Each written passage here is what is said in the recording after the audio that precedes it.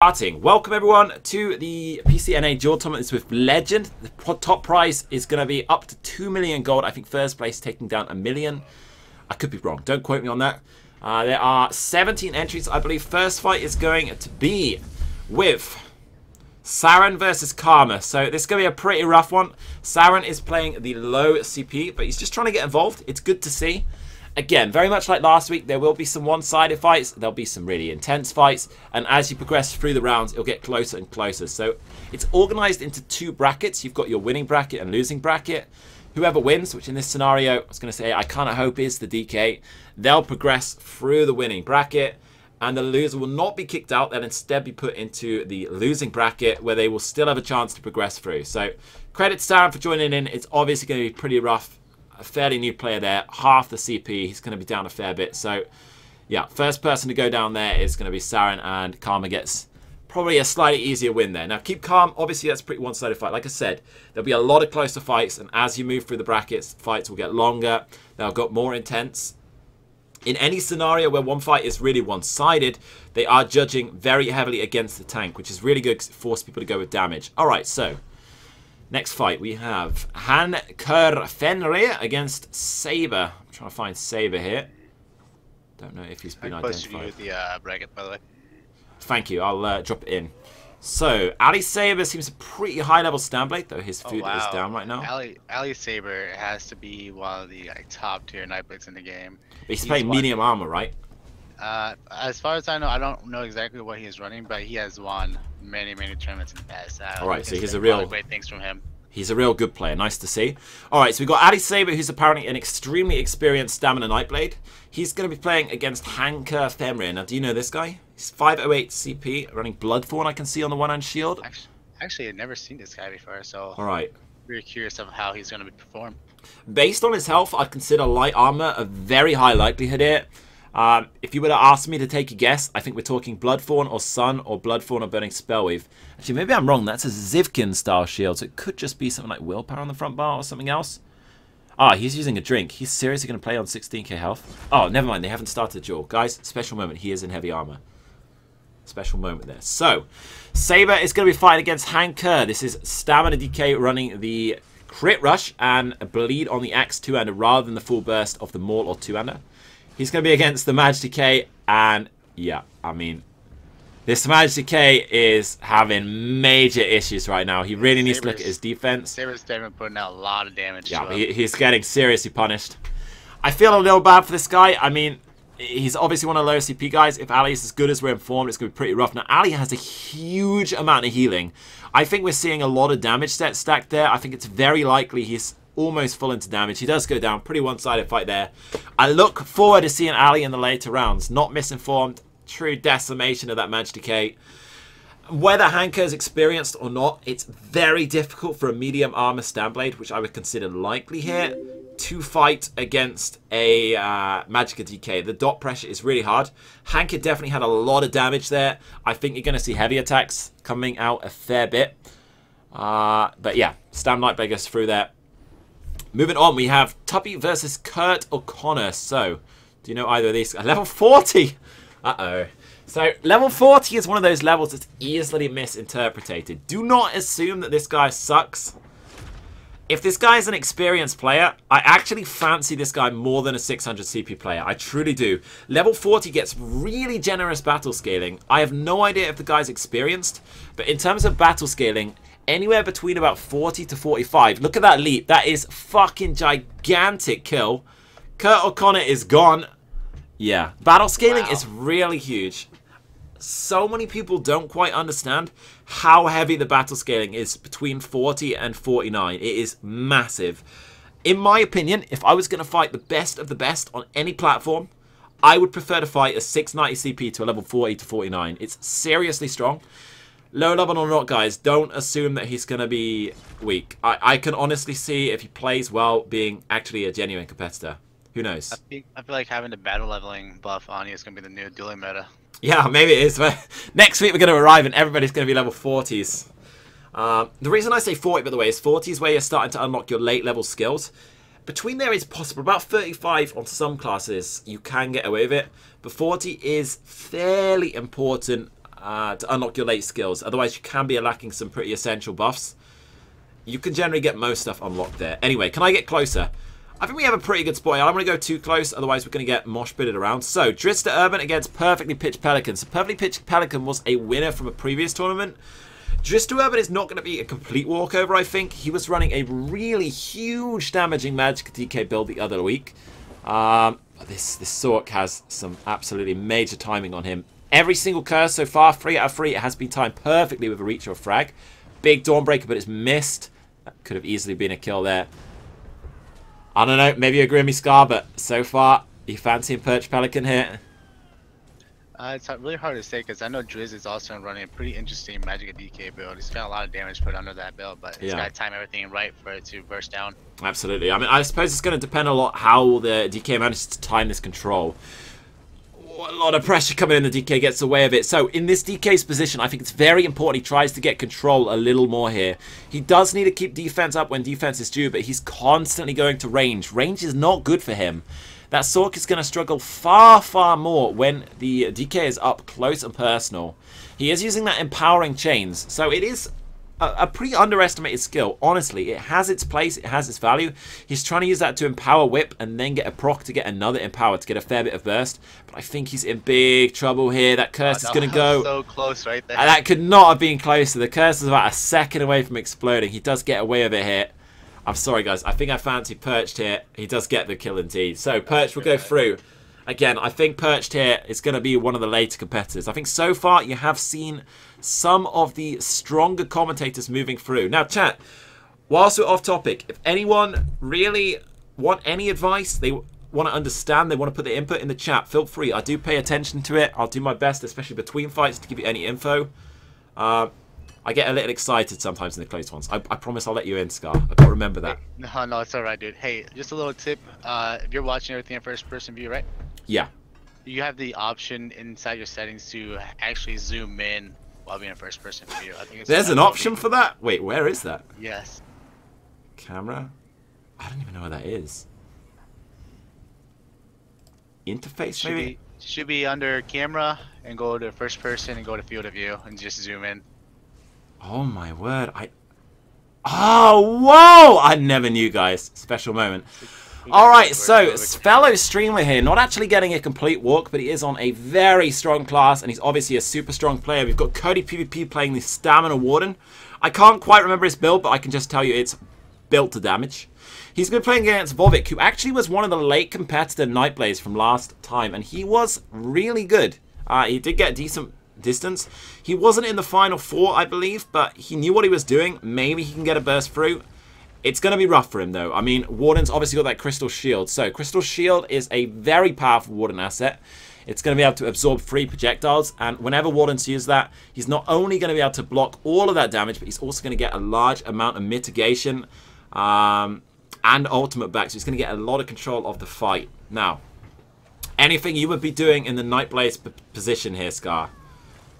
I don't know. Nightblaze's in a pretty hard spot because if Cody keeps up his shields up for most of the time, he's going to be having a hard time putting damage through. Absolutely. So, an interesting fact here as a Mage Nightblade is although you're not going to get the damage through from Cripple against Crystalline Shield, you will, and that is, well, that's game over. That's a big Dawnbreaker there. Straight for the shield. I think Bhavik was having some magic problems there. He does go down fairly quick. A bit unfortunate. Yeah, he seemed to be running a little low on the sustain there. He was heavy attacking and Cody punishing that quickly. So, I was trying to say, it's really important, even though you can't get the damage through there, to get that cripple up. In that Nightblaze position, Cody's not playing a gap closer, and as quick as he is, you want to abuse that. You want to get your image far, kite as much as you can. Do not let Cody close to you, or any stamina player for that matter. You've got the range advantage over pretty much anything apart from a Sork. You want to stay at distance. You want to keep the pressure away. But anyway, we're going to be with Speakills and Mirifique. So Speakills is going to be playing a pretty different Sork here. I saw him in the trials. He was playing the Stam Sork Duel build as well. So he likes to run an interesting build, which all respect him. We'll see how this one does. He's playing the Argonian Sorcerer with no shields. He's going to be against Mirifique, who is running a pretty high damaging Sork build. Does just miss that Dawnbreaker there after the big burst, but beautiful timing. So the timing is there from speed. He is a friend of the stream, so I do hope he gets somewhere here. It's going to be rough. No shields. It's a very different playstyle, but who knows? I mean, don't count him out. Like I said, he has a different playstyle, but he knows how to play Scar knows him as a player. I know him as a fan of the stream. And he does have an interesting theory crafting style. So one really interesting set choice here from Speed Kills, which is something I think you're going to see more and more appearing in the Duel tournament, is the use of that Shadow Rend. So that Shadow Rend is decent pressure, it's a big dot, but not only that, it's going to put minor main, which is 15% less damage from your opponent. It's a really valuable debuff. It's going to give him a lot of control in the fight here, and I think it's going to help take a fair bit of the pressure away. I wish I could zoom out slightly. Damn it. I'm going to zoom this first person out slightly. Speed Kills again missing that Dawnbreaker. So if this does go to a tiebreaker, he may get punished for that. A little low on Magicka here. So Mirifique missing an opportunity there. When that heavy attack comes in, he wants to be blocking that off to control the resource management. He wants to be looking to punish. Those are your two options. Do not waste that time. Maybe he'd be low on Magicka as well, in which case I'd be trading for another heavy attack. But really, whenever you see that heavy attack coming from a Magicka player especially, you want to look for the chance to punish it. Don't let it come for free. Again, he is now heavy attacking and Speed Kills, not punishing as well. Look for the opportunity. Either run a heavy attack to get your resources back as well. Time your burst. They're not going to be playing defensive during that time. Or, my personal favourite, turn the heat on. If they're low Magicka, don't let them get control of the fight. Apply the pressure. You're going to get your heals up anyway from that sort of stuff, especially if you've got some hots up. And try to get control. Both of these players now, pretty low sustain. Not a huge amount of pressure coming through. I do think that if this goes to a tie, so far, you know what, I was going to say I prefer Mirifique, but on the other hand, Mirifique has Harness, which is a huge advantage in Assault versus Assault fights. Mirifique out of stamina there briefly, unless he was lagging. He seems to be having some problems. He has typed. I don't really know entirely what's going on there. But Speed Kills struggling a bit to get some burst here. I would like to see Speed Kills land a Dawnbreaker. There it is. Not too much pressure. Again, I think he's going to be struggling to get that kill. I do worry. It is an interesting playstyle. It's going to be tough. I do really think it's going to be tough to get that damage. But who knows? Maybe I'm wrong. Can you zoom into like 90%? The time limit? How long is the time limit? Is it 5 or 10 minutes this week? I don't know. I guess we'll hear in a sec. Alright, so Speed Kills again, turning some heat on here. Actually getting Mirifique down pretty close. Unfortunately, that Harness again is a pretty beefy shield. Speed Kills, big burst on Speed Kills. He nearly goes down despite that massive health pool. Now, keep it in mind, I was about to say, Mirifique wants to keep the heat up harsh here. He doesn't have a shield. Speed Kills does go down, and Mirifique's going to take it there. I like the idea of a different build. I'm going to change my camera view slightly here, because it wasn't very good there, was it? We'll turn it down slightly. Let's go to like 85. There we go. That's a bit better. Now we can see a decent amount of the area. Well done to Speed Kills. It was obviously a different playstyle. Yeah, hard luck to him there. Mirifique does go through. I do think Mirifique's going to struggle against Pelican. He was playing it good there, but I felt the Pelican's pressure was much higher. Maybe it's just the Speed Kills build was built to tank. Who knows? He didn't do anything wrong there. Mirifique does get the kill in the end. Good effort, though. So, there we go. That is another fight done. Now, did you link me the bracket? I do have the bracket here, guys. So, I'm going to try to keep that open in the background. Keep you guys informed on how we're progressing. Currently going through to the round 2 on the winning bracket is going to be Karma and Saber. So Saber, the really strong Nightblade there. Karma did have a fairly easy fight. It's going to be pretty difficult to judge what he has here. He did obviously fight the low level, but he is on the Magicka DK. We're going to have Toppy on the Magicka or Stamina DK. It might mean Stamina. I could be wrong. Level 40. And Pelican the Sork. That's going to be a pretty cool fight. I would love to see the low level come through. Cody is going to be fighting Mirifique in the next round. I'm sorry, I really fancy Cody's chances here. I think Cody's going to be able to punish that fairly heavily. And then we're going to be moving on to Kairat and Xavius and Arya and Notorious for the next few fights before we move on to the winning and losing brackets. Apparently, I just changed the wrong setting. Well done, Tom. I did change the wrong setting. I thought it didn't look very different. There we go. It's still so far in. You know what? I've got to remember to do this next week beforehand. That'd be much better, wouldn't it? Screen shake? What on earth is screen shake? I just changed head bob as well. What am I doing? That's what I needed to change. Whee! Well done, Tom. Alright, anyway, getting serious here. So, Kairat is also going to be on the Stamina Warden. Now, we've actually seen this player somewhere before. I can't remember where. Ah, it's Tanips. So, he's actually changed his build up a fair bit. Last week, he was playing a pretty tanky setup. It looks like he's playing a much higher damaging approach. He was DQ'd last week for playing that tanky approach. He's going to be against the medium armor stab Nightblade. Again, I'm surprised we're not seeing any heavy yet. Maybe in future weeks. Maybe there's someone we've not seen yet. But Tanips is going to be pretty aggressive against that. It is going to be difficult for Tanips to land that burst. Though that is a big, big effort. Big control. Great Dawnbreaker. Oh my god, they're both in execute. Yeah, that was a good counter. Oh, I don't even know what to say. Okay, they're both healing up. Holy crap, that was close on both sides. What a counter. That would have been a beautiful comeback. So, both on full health now. Tanips rebuffing, waiting for that opportunity. You do see the slam there. So, in about 3 seconds, we're going to see a burst right now. Is he going to land it? He does miss with those Scarabs. He needs to realign that. Scarabs placed. You're looking at about 3 to 4 seconds on that time. He needs to make sure that connects and land his burst as it hits. If that is not connecting, he is going to struggle to get the kill here. Now we get the burst from the Stanblade. He's looking for that in-cap. I think in the Stanblade's position, I truly fancy letting the Stan Warden take some control here and going for that counter. It's worked once. He needs to make sure he blocks something in that burst, though. Otherwise, he's putting himself at risk. But clearly, he's not got enough pressure or burst here to take control in the head-on fight. That Bloodspawn, that heavy armor, is difficult to get through. I think he really needs to look at trying to get the burst. That's a big burst, Xavius. Great block, great healing, nice recovery. Does manage to land the cloak, sort of. Maybe not. Oh, come on, Nightblade, I believe. He's out of there. Does get the Celine up and now putting his own pressure on. He needs to replace that image. That image is giving him minor maim. That is so important with this much damage that the Warden's putting. He needs to get that image up. If he doesn't get that image up, he's going to get punished very, very hard. There it is. There's the image. That's what I like to see. So, image is back up. We have minor maim applied. 15% less damage from Tanips. It's going to be so important for timing the counter on the burst. A bit more uptime on the injection would be wonderful to see from the Nightblade. I would like to see that just to take a bit of pressure onto the Warden. So, both filling up. Both full health. Both full health. Big Dawnbreaker. Doesn't really get anywhere, though. If you're in this Nightblade's position, you got any plans? Scar, how would you get through him?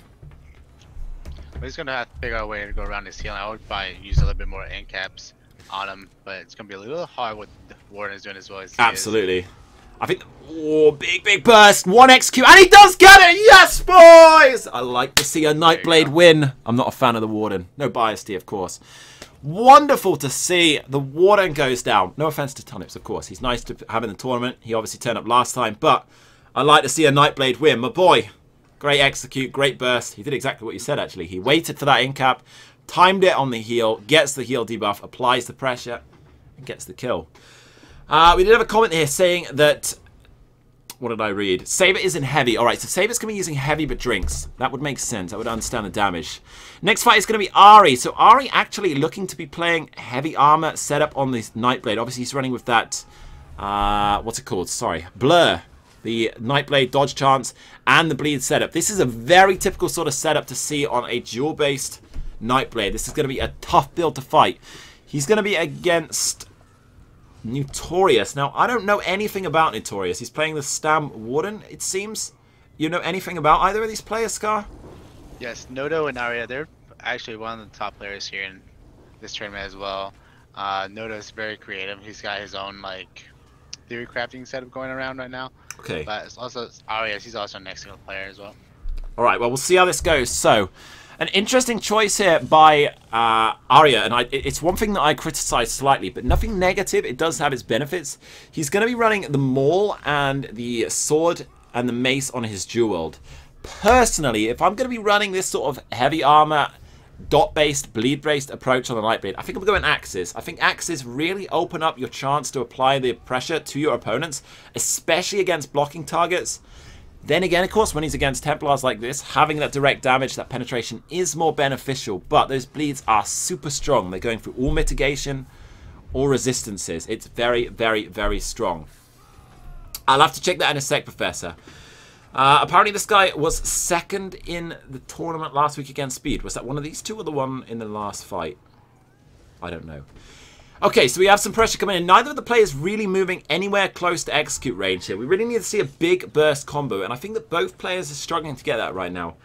Arya obviously going to be running a class I'm a bit more familiar with. He needs to be trying to time that in-cap into a Relentless Focus proc, into an execute with at least one bleed up. Now, he doesn't have the bleeds, but he does have Running Slashes, and Running Slashes is a huge dot. Depending where he's using the healing on the snare, I'm pretty sure it's the healing based on what I've seen. It is obviously a big boy heal. I'm trying to watch how well he's applying that through the Purify, whether he's reapplying. So right now he should be putting Running Slashes on. Is he going to get it up here? Obviously, he's taking quite a bit of pressure, just trying to move away. He's definitely going to put it up here. There's no way he's going to resist it. I really want to see when it gets purified whether he's reapplying, because it's a very common mistake by players to allow that Templar to get a bit of purge control, especially against a stand player. Right now, he needs to reapply his bleed as soon as possible. Get that bleed up. Try to take control of the fight, though. He does have high off it. Now, he is running Troll King here. I think they said Troll King's allowed, but it's sort of semi-frown if it's tanky. He's clearly not running a tank setup, so I think it'll be alright. It is a rough set. It's going to be tough for the Standbar to get the execute here. I don't know how they're going to judge this. We'll see how it goes. At the moment, I think the Templar has significant control over the fight. He is obviously keeping all of those buffs up wonderfully. I've not seen a single mistake on repurifying the dot coming in from the Renning Slashes. Oh, Nightblade low stamina here. That Troll King really carrying. It's such a shame that Templar doesn't have an execute. I truly can't see the Templar getting a kill here. If he doesn't have an execute, I don't believe that Troll King is going to be killable. It's not currently debuffable. It is bugged. So at the moment you can debuff the base health regen, but you cannot debuff the Troll King health regen. Common misconception there. Hopefully it'll get fixed. It's going to be rough getting through that without an execute. Can't count him off the bat, but it is going to be a difficult time. Both players fairly static here. Obviously, you're seeing a lot of heavy attack flying from both players. Now, you do notice, of course, that Notorious is running medium armor, but still pretty tanky here. Stamina Templar has a lot of great debuffs. You're getting Heroic Slash, that's going to put Minor Maim. You've got Minor Protection coming in from your rune, though I haven't seen him use that yet, actually. I could be wrong. What's he using to buff his resistances here? Am I wrong? Have you seen any resistance buff come in from the Templar? Maybe he's in Chudan. I don't know. Whatever. He can't be in Chudan. Surely not. I'm so confused here. So, one thing you'd really expect to see is some sort of control on your resistance buff. I have not yet seen the Templar use any resistance buff at all, which is surprising to say the least. Apparently he is doing it, but you can't see it. I might have a setting off. I'm going to have to look at that in a sec. Someone find out how I do it, guys.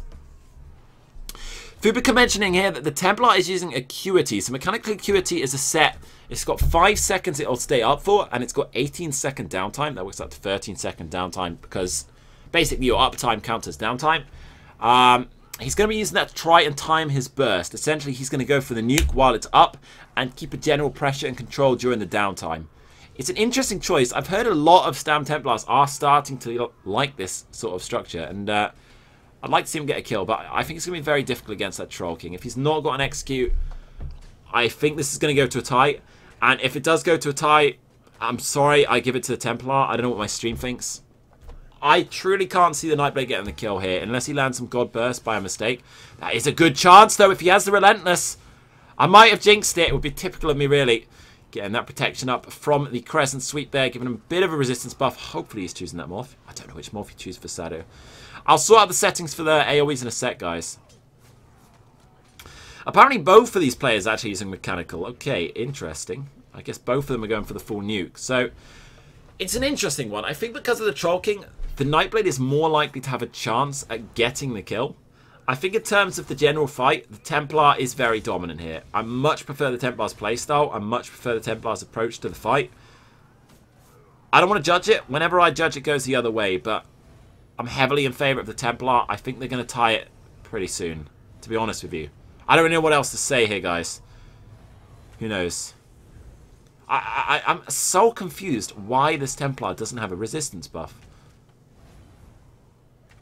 I don't know what it is. He must surely be using Chudan or some set to give him a buff. He's got to have the buff from something. Surely. Can obviously hear that Relentless. It's a big chance for the Nightblade. Doesn't quite get the kill. You could hear that come up from the Nightblade if you do pay close attention. He's really looking to get that combo. I have seen him get a bit of downtime on it. He really needs to make sure he's keeping that up. That's going to give him base damage. And it's going to be how he... Basically, his only chance of getting the kill is. He wants to be looking at getting the bleed up. Keeping the bleed up for the Purify, building up the Merciless, Incap, Merciless, and then an Execute with Impale, not Impale, Killer's Blade, that's the one, or the two-hander. I prefer to see Killer's Blade in a dual setup, especially with Duel. Great dodge for the Templar there. Now, the Nightblade has actually taken a fair bit of control away from this fight here. I have not seen the Nightblade on the defense for a fairly decent time. I'm honestly starting to slowly favour the Nightblade a bit. That might be the Troll King biased. I don't know. He is using the rune. Okay, so my chat confirming that the Templar is using rune to buff his resistances. I just have got some setting off, which I'll sort out in a second to make sure it's working. That explains. Thank you, guys. I'm glad that we've resolved that. Nightblade throwing out. Big opportunity there. Great heal, but the Templar does block off the execute coming in and gets the rally off for the full heal. Applying the debuff now, and this is a good opportunity to get the kill. The Nightblade has used a lot of resources here. If that Templar can break him down, I still think that Nightblade is not good on the resource front. That Templar needs to get full control of this fight. Big burst coming in though. Great counter by Arya, looking for that opportunity on the nuke.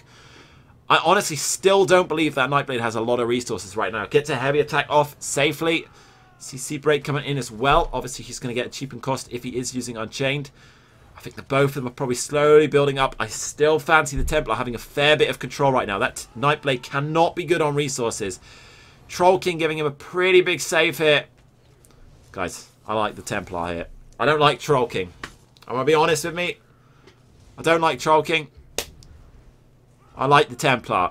But chat, you can vote. I'm not the final choice here. In the end, Kenan does decide who wins. I think the Troll King saved a few kills here. I do much prefer the Templar here. I just don't see either player getting a kill. I think it was very, very lucky if that Nightblade or the Templar gets a kill. I don't like Troll King at all. The Templar outplayed the Nightblade. If he had no Troll King, would have laid it out. I think so as well. On the other hand, you can criticize slightly the Templar for not having an execute choice. It is a rough decision to have. I think he would have got the kill if he did have an execute here. On the other hand, should you be forced to run an execute just because of Troll King? I don't think so. I don't know. Who knows?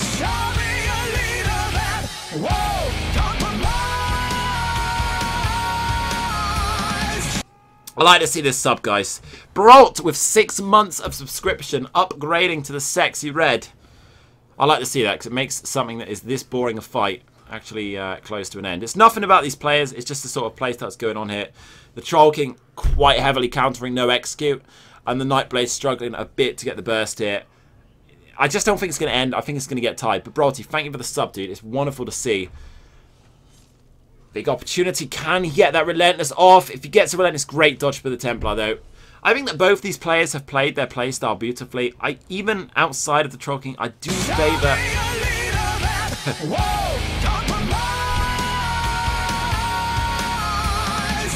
They're giving it 1 more minute on this fight. I'm going to get that sub straight after that Gob start, I promise. So 1 more minute in the fight. These guys are probably going to go fairly aggressive. In the Knightsblade's shoes, I think that he needs to go for this kill right now. He is definitely behind on the vote. I think everyone will be in agreement of that. He needs to look at an opportunity to land a big boy burst in this last few minutes, or last minute as it is, and really get the opportunity to get the kill. He does get the bleed up. Now he's building that Relentless. Reapplies the bleed after the Purify. I like to see that. The big burst from the Templar. Templar taking a fair bit of control off the fight again. I'm trying to see if the Templar is running any other aggressive skills other than jabs and Relentless. Maybe? Maybe I'm wrong. I don't know. He has Reverb. Ah, Heroic Slash. There it was. Alright, he's using Heroic Slash for the ulti gen. Maybe Minor Maim as well. I'm not sure. He is using that to sort of keep some control of the fight. He has got another skill. I'm glad to see that. I was worried for a second. Arya again under a bit of pressure here. So the Stamplar. But I think that Arya is building up a burst. On the other hand, a lot of pressure. Nice counter burst, but nowhere nearly enough. I would love to see an execute. I really wish he had it. It would have been over. It's not going to end, guys. It's not going to end. I'm going to have a drink. I'm bored. I want the next fight. I want some sexy, long, but competitive fights. This one's not going to end. I'm going to have a drink. And we're going to see how it votes. Prediction, Scott, if it went to a vote, Nightblade or Templar? I totally agree with you, man. Templar would win this hands down. Yeah, I think 10 out of 10 times the Templar takes this. I think this is going to go to Templar. So, I'm bored of that fight. We're going to wait for the next one. I don't think that one's going to end. But someone quickly explain to me how I fix this setting for you guys. So, settings, video. Video settings show additional ally effects. Ah, nice. They just can't. They just stopped the fight. All right, the fight is over. We're going to see how the vote goes. But like I said, I think this is definitely going to go to Templar. The Templar had more aggression. The Nightblade only got close once. I think the Templar got close a lot of times. Troll King pretty rough to fight against. Yeah. I think this is going to go to the Templar here. But I don't want to throw a judgment. Ivan, I mean, I'm never on this apart from the draw tournaments. You can add me if you like. I mostly just keep them listed. They're going to be judging right now. I don't know if they have a panel or whether it's just Kenna decides. But yeah. I think how they did it in like a duel or two ago, or tournaments ago, they kind of displayed each other's DPS, and whoever had the highest DPS won the tournament, or won the matchup. Yeah. Alright, the vote comes through. So in Kenna's blob... Why did I say blah? I don't know. We're just going to say blobs for the sake of it in the middle of the conversation. In Kenna's wonderful words, we do hear the following. This one goes to Noto. That is the Templar indeed, guys, because he held more pressure throughout the fight, which I agree completely. It's a tough matchup for a stand plate. I don't know about that. It could have gone either way if you had more damage. Yeah, I think either way that the fight definitely goes to Noto. I think it was one-sided in favour. Nothing against the Nightblade. He did do fine. But yeah, I think that the Standblade was the weaker player of the two in this case. But keep in mind, none of these players are out. This is a double elimination tournament, as he does highlight. So we do have the brackets now. I think that that is the end of the first bracket. I could be wrong. It is the end of the first bracket. Good. I'm not wrong for once. It's nice to not be wrong for once. What a rare occasion. So, in the brackets, we have as follows. Karma is going to be against Saber in the winning bracket. Karma playing the Magic DK, slightly low CP. Or maybe I'm wrong. Maybe it was someone else. I don't know. Either way, it's a Magic DK. He's going to be against Saber, the really strong Stam Knight that we saw. We're going to see him go a long way, I think. Who knows? Maybe Karma could shut him down. In the second part of that bracket, we're going to have Tuppy against Pelican. Tuppy playing the Stamina Warden, super aggro build. Fairly low on the defense, and he is going to be against Pelican, who is running the absolute nuke sork. Massive burst, excellent timing, really playing his class beautifully. Down below that, we've got Cody. He's going to be playing his Stamina Warden, basically the Death Machine class. I wouldn't want to fight against the Stamina Warden. Cody wouldn't want to fight against the Stamina Warden, and he is the Stamina Warden. I fancy his chance to go a very long way, if not win. He's going to be against Mirifique. Also playing the Mad Sork. I'd like to see him surprise me. I think in his last fight, he was slightly weaker than Pelican. Hard to judge. It was a different opponent. But he was playing his stuff beautifully. And the last at the winning bracket is Xavius and Notorious. So that was the two fights that we just saw recently. Losing bracket, we're going to see Sarah in the low CP against Hanker Fenrir. Against slightly lower CP DK. Kurt O'Connor. Another DK taken out by our level 40. He's going to be playing against Drista Urban, the high damage DK.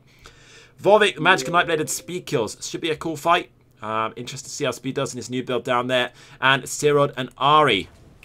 Anyway, next fight is currently underway. This is Saran and Hanker. And Saran playing that really low level. I want to see him win a fight. I really do. It's going to be rough, guys. 300 CP is a massive disadvantage. But he isn't against the full CP, guys. So this is his opportunity to get so. Saran on the Magic Nightbladed course. He's going to be using the Trap Morph. And actually gets a good burst off. Come on, my son! Come on! I believe in you!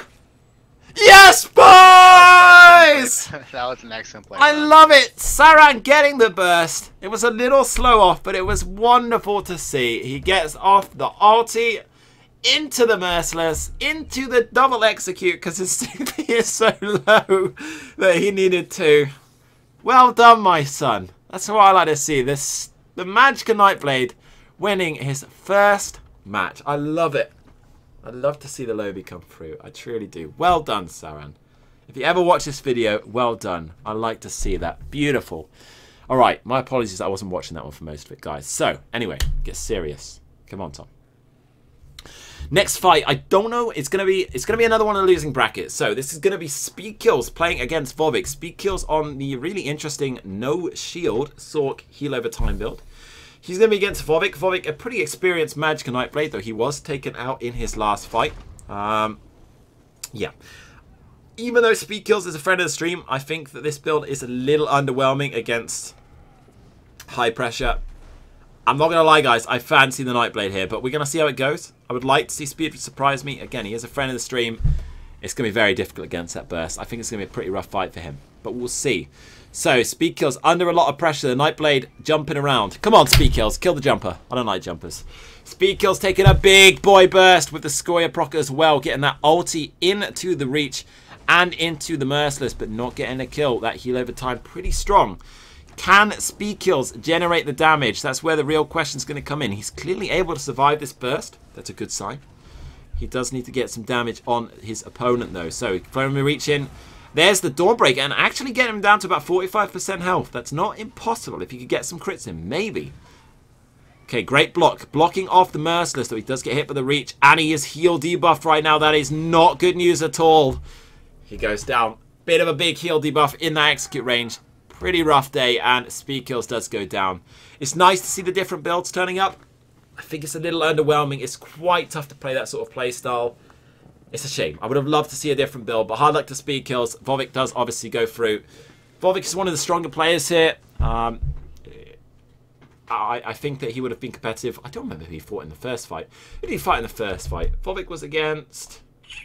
It was against Cody. He was against Cody, so he had a rough draw there. Stamina Warden and Cody, it's not a great combination. It's pretty bad news. Well done to Bhavik. He's going to go through the loser bracket. So if he does progress all the way through, he will start to move back into the winning bracket at a later round. So the winner of the losing bracket will take on the winner of the winning bracket. Next fight, this is going to be the third of the losing bracket. It's going to be Kairat against Arya. So Arya was our Stamina Nightblade from just recently. Kairat on the Stamina Warden. Both these players are going to generate damage. Now, it's going to depend how Kairat does against the burst, but his build very different to the last time I saw him. The last time we saw him, he was playing a really tanky setup. This time it's very different. He's got a lot more damage, a great amount of burst, but he's going to be suffering against the damage that Nightblade is going to put out, and he needs to try and get fight control fairly early in if he can. Big burst. Excellent timing on the Scabs and the ulti, but that Trollking coming through. Now, Kairat getting the Bloodspawn proc, an excellent time to get that. Obviously not in his control, but well done to the RNGs just there. Nice little time to get that buff. Needs to apply the Scabs. I've not seen it cast in a little bit. He wants to keep that up as much as possible. Whoa. Great dodge. Does manage to get out of there. He is under an absolute onslaught of pressure. He needs to Scarab. He needs to get control of this fight as soon as possible. There we go. That's what I like to see. Get control of the Scarabs, keeping his buffs up as much as possible. The buffs have a fair bit of downtime right now. I know it's hard on the defense. It truly is. But you want to be looking... Oh, an excellent comeback. Nice turnaround. And Arya with the reverse. Holy crap. And he does go down. Great counter by Arya. Beautifully baited. Does get the execute. The damage plenty on this slightly squishier Warden build. I like it though. Tannips just needs to work a bit more on that buff uptime. Really trying to keep his defense buffs up. Reapplying the Scarabs. He needs to keep the pressure up, because if he doesn't have the pressure, it's going to be very difficult to get off the defense, and he's going to have a rough time. So, well done to Arya there. He is going to progress back on through. Maybe we'll see him later on in the fight. I think there is... Oh, okay, we're not going on to Kurt or Connor Drist. Did I miss that one? Possibly. I don't know. Next fight is going to be a pretty good one. We're going to have Karma on the DK against... I'm going to say fan favorite here. We're going to have him against Saber. So Saber was running the Stamina Nightblade with the drinks, but I think heavy armor. Karma, clearly not confident here in the chat. I think he's going to have a rough time here. Saber was very good. I got to say here, guys, I fancy Saber's shot here. Who knows? Maybe maybe Karma can surprise us on that magic DK. But yeah, Saber was running a lot of damage, a lot of pressure, big boy burst, and great survivability. This is going to be a rough time for Karma. So they are starting now. I'm going to be honest here. This could be quick. Karma is running that distro, so if he does have the survivability and can keep control of Saber, it is a really good chance. Saber is in heavy armor.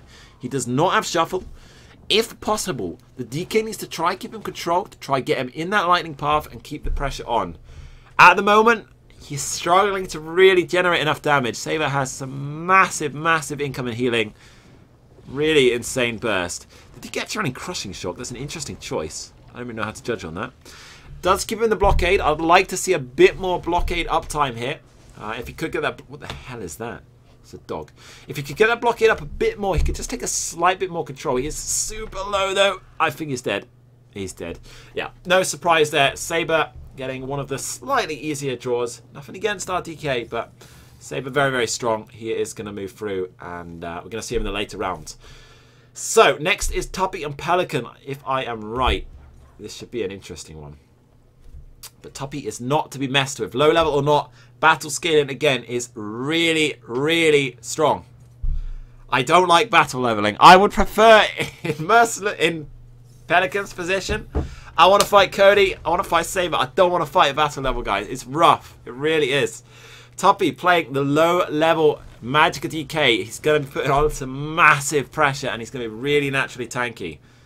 Predictions, chat. I don't know how to vote. I don't know anything about this DK, but he did good in the last one. He's running a duel-based setup. He is running Overwhelming. I think Burning Spell with his second set. I'm trying to find out. Hard to tell on that low level. He's got a big amount of damage. He's got the burst potential. He's obviously not going to have Scoria on the low level. That is going to be rough to deal with. I don't want to count him out, guys. I really, really, really fancy this DK's chance. It is super, super strong in that battle scaling. He is running Elemental Drain as well. Go on, sorry. No, it's alright. It's going to be a little bit hard to tell because when you have a guy with battle scale on his side, it's they're kind of a little hard to predict as well. Absolutely. I mean, it really is strong, and if you don't know anything about the play, it can be a real surprise. He's obviously farmed himself low-level Overwhelming. It's quite clear to me that he knows what he's doing, and I even wonder if this is a second and he has a main. I don't know anything about him, so it's hard to say. My one issue here is that DK is running neither Flames of Oblivion nor Scoria. It's going to be very, very, very difficult for him to manage to really land a big enough burst to get through those shields of Pelican. I think Pelican has the chance to get... Oh, I might have jinxed it! He does manage to get to survive. Jesus, wet, that was close. Maybe he does have a chance. In Pelican's position, he wants to just make sure he blocks that leap. Nothing else matters. Everything else should be very, very controllable here. Overwhelming is pressure, but it's not going to kill him. He's got a harness to sustain against it. It should be alright. It's the ulti that's going to kill him. He doesn't run Scoria. He's not got the level, and he doesn't have Flames of Oblivion. He's not going to get the burst there. The DK is going to struggle for burst. He's going to have pressure. Now, Pelican low on Magicka. I'd like to see Talon. I was about to say I'd like to see him Talon. Shame he got reached there. It's a great reach. He does let his wings drop. Well countered there by Pelican. Still in top of his position. He wants to keep as much control as possible here. As soon as you see that heavy attack, low resource, a likelihood. Take control. Doesn't matter what you do, get control. A bit of a waste to leap there. Maybe used defensively. Hard to tell. Now, the wings are a rough draw with Pelican, who is using the Flame Reach. It's not great news for him, but it's not the end all of the entire fight. It is difficult to sustain these days. It's very, very expensive to cast.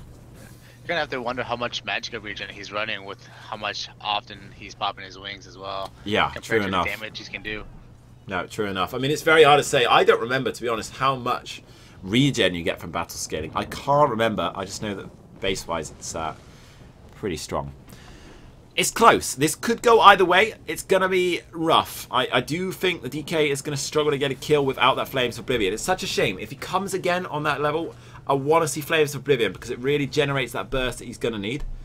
Maybe I'm going to jinx it. Maybe he's going to get the kill beautifully with a leap. Who knows? Opportunity right now to get it. There's only one shield and it's melting like crazy.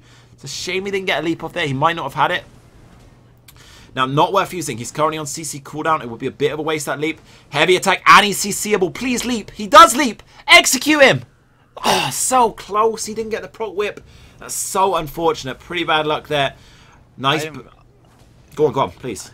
I am very curious of what this DK is running, because he can't be running any like overland sets or anything. It has to be all crafted with some jewelry. Well, he can. That's the thing, because he can farm it in non-vet. He's definitely an overwhelming, unless that's the sort. But I think it's the DK, the way it's impacting. It is possible to farm that stuff on non-vet. Keep that in mind, because you can farm it in normal as well, right? He is running the lightning staff, but no blockade. That's interesting to see. Honestly, it might not even be leveled. It's hard to say. Alright, so I do have information for the stream. The level 40 is a long-time player. He's just playing on the non-vet, be it to mislead or for the battle leveling, who knows. But I could kind of tell that he knew what he was doing. He's playing this class really beautifully here, honestly. Keeping that elemental drain up, absolutely 100% uptime. I've not seen a single drop in that. Now, an interesting thing to note here, he's using the lightning staff, but he's not using blockade. I don't know if that's just for the heavy attack, or whether there's another reason. Maybe I'm wrong here. Maybe it's Pelican using overwhelming. I'm trying to see which way that's going. It's so hard to tell. I'll have to find out afterwards. King, if you know him, do you know what sets he's using by chance? I don't know. Now, Pelican dipping a little low on health here. Can the DK get control of those shields? Best opportunities to get a shield half down and then fossilize. Burst at that point. If you burst too early, you're just going to be hitting that harness again and again and again. You're going to waste all of the opportunity.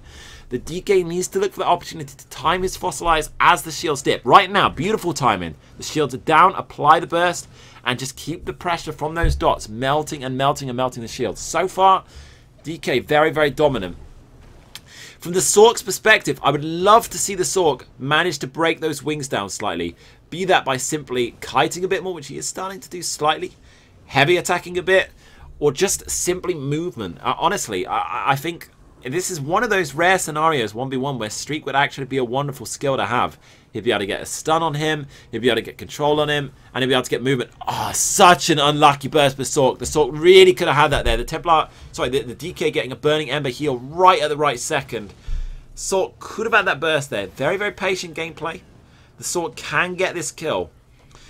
The wings, obviously rough. Getting that Flames reach or the frag through is not going to be an easy deal. It is going to be very, very hard countered by those wings. He needs to wait for the perfect time to get it through. Big, big opportunity here for the DK now. Shield's fully up for Pelican though, and he does get on the defense. Nice counter. Needs to block off his own attack. I don't think that's a defensive resto. I think that's an offensive. I think he's using it to try and get some sort of uptime against his wings. There are times against the wings where it's not too poor a choice.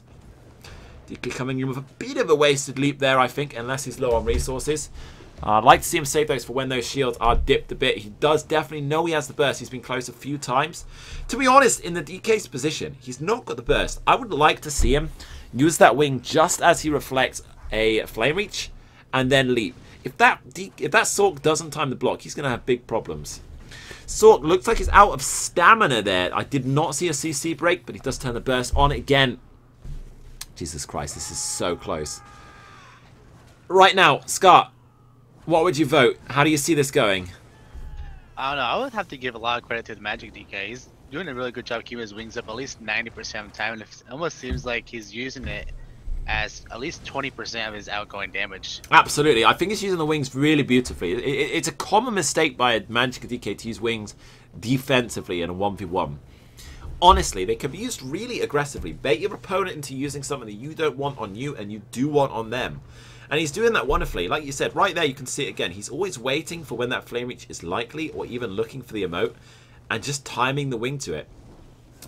Now, is that Sirabane? Perhaps. That'd be a weird set choice to go for. It might be. It's the Sirabane style shield. It could potentially be Sirabane that this guy's using, but I've not seen him block enough to really condone it. I don't know. Hard to tell. I'd love to know what he's using. It'd be awesome to see.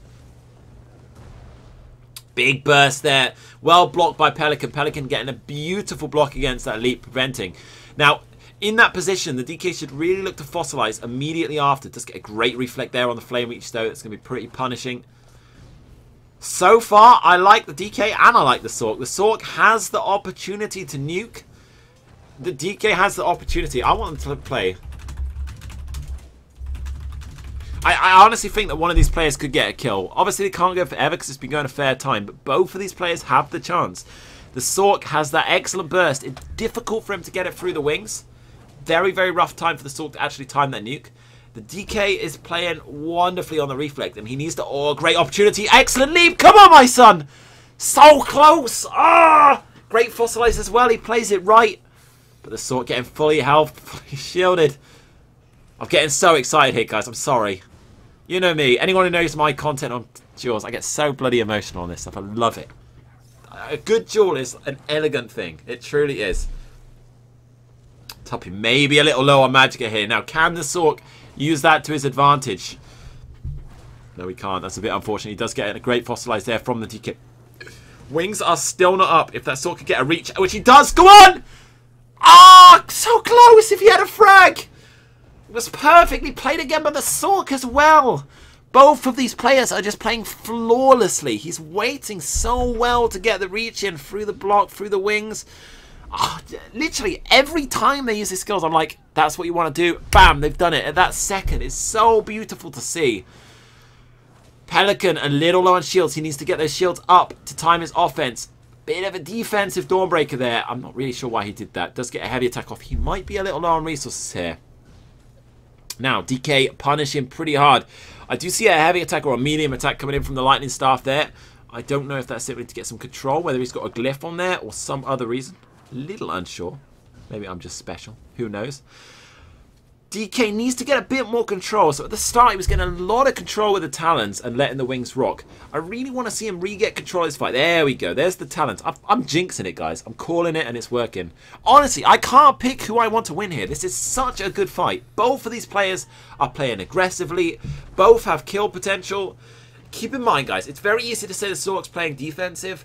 It's a rough matchup against those wings when he's running Flame Reach as his DPS. He is waiting very, very well. He's getting everything through at the correct moment. It is a rough fight for the Sork.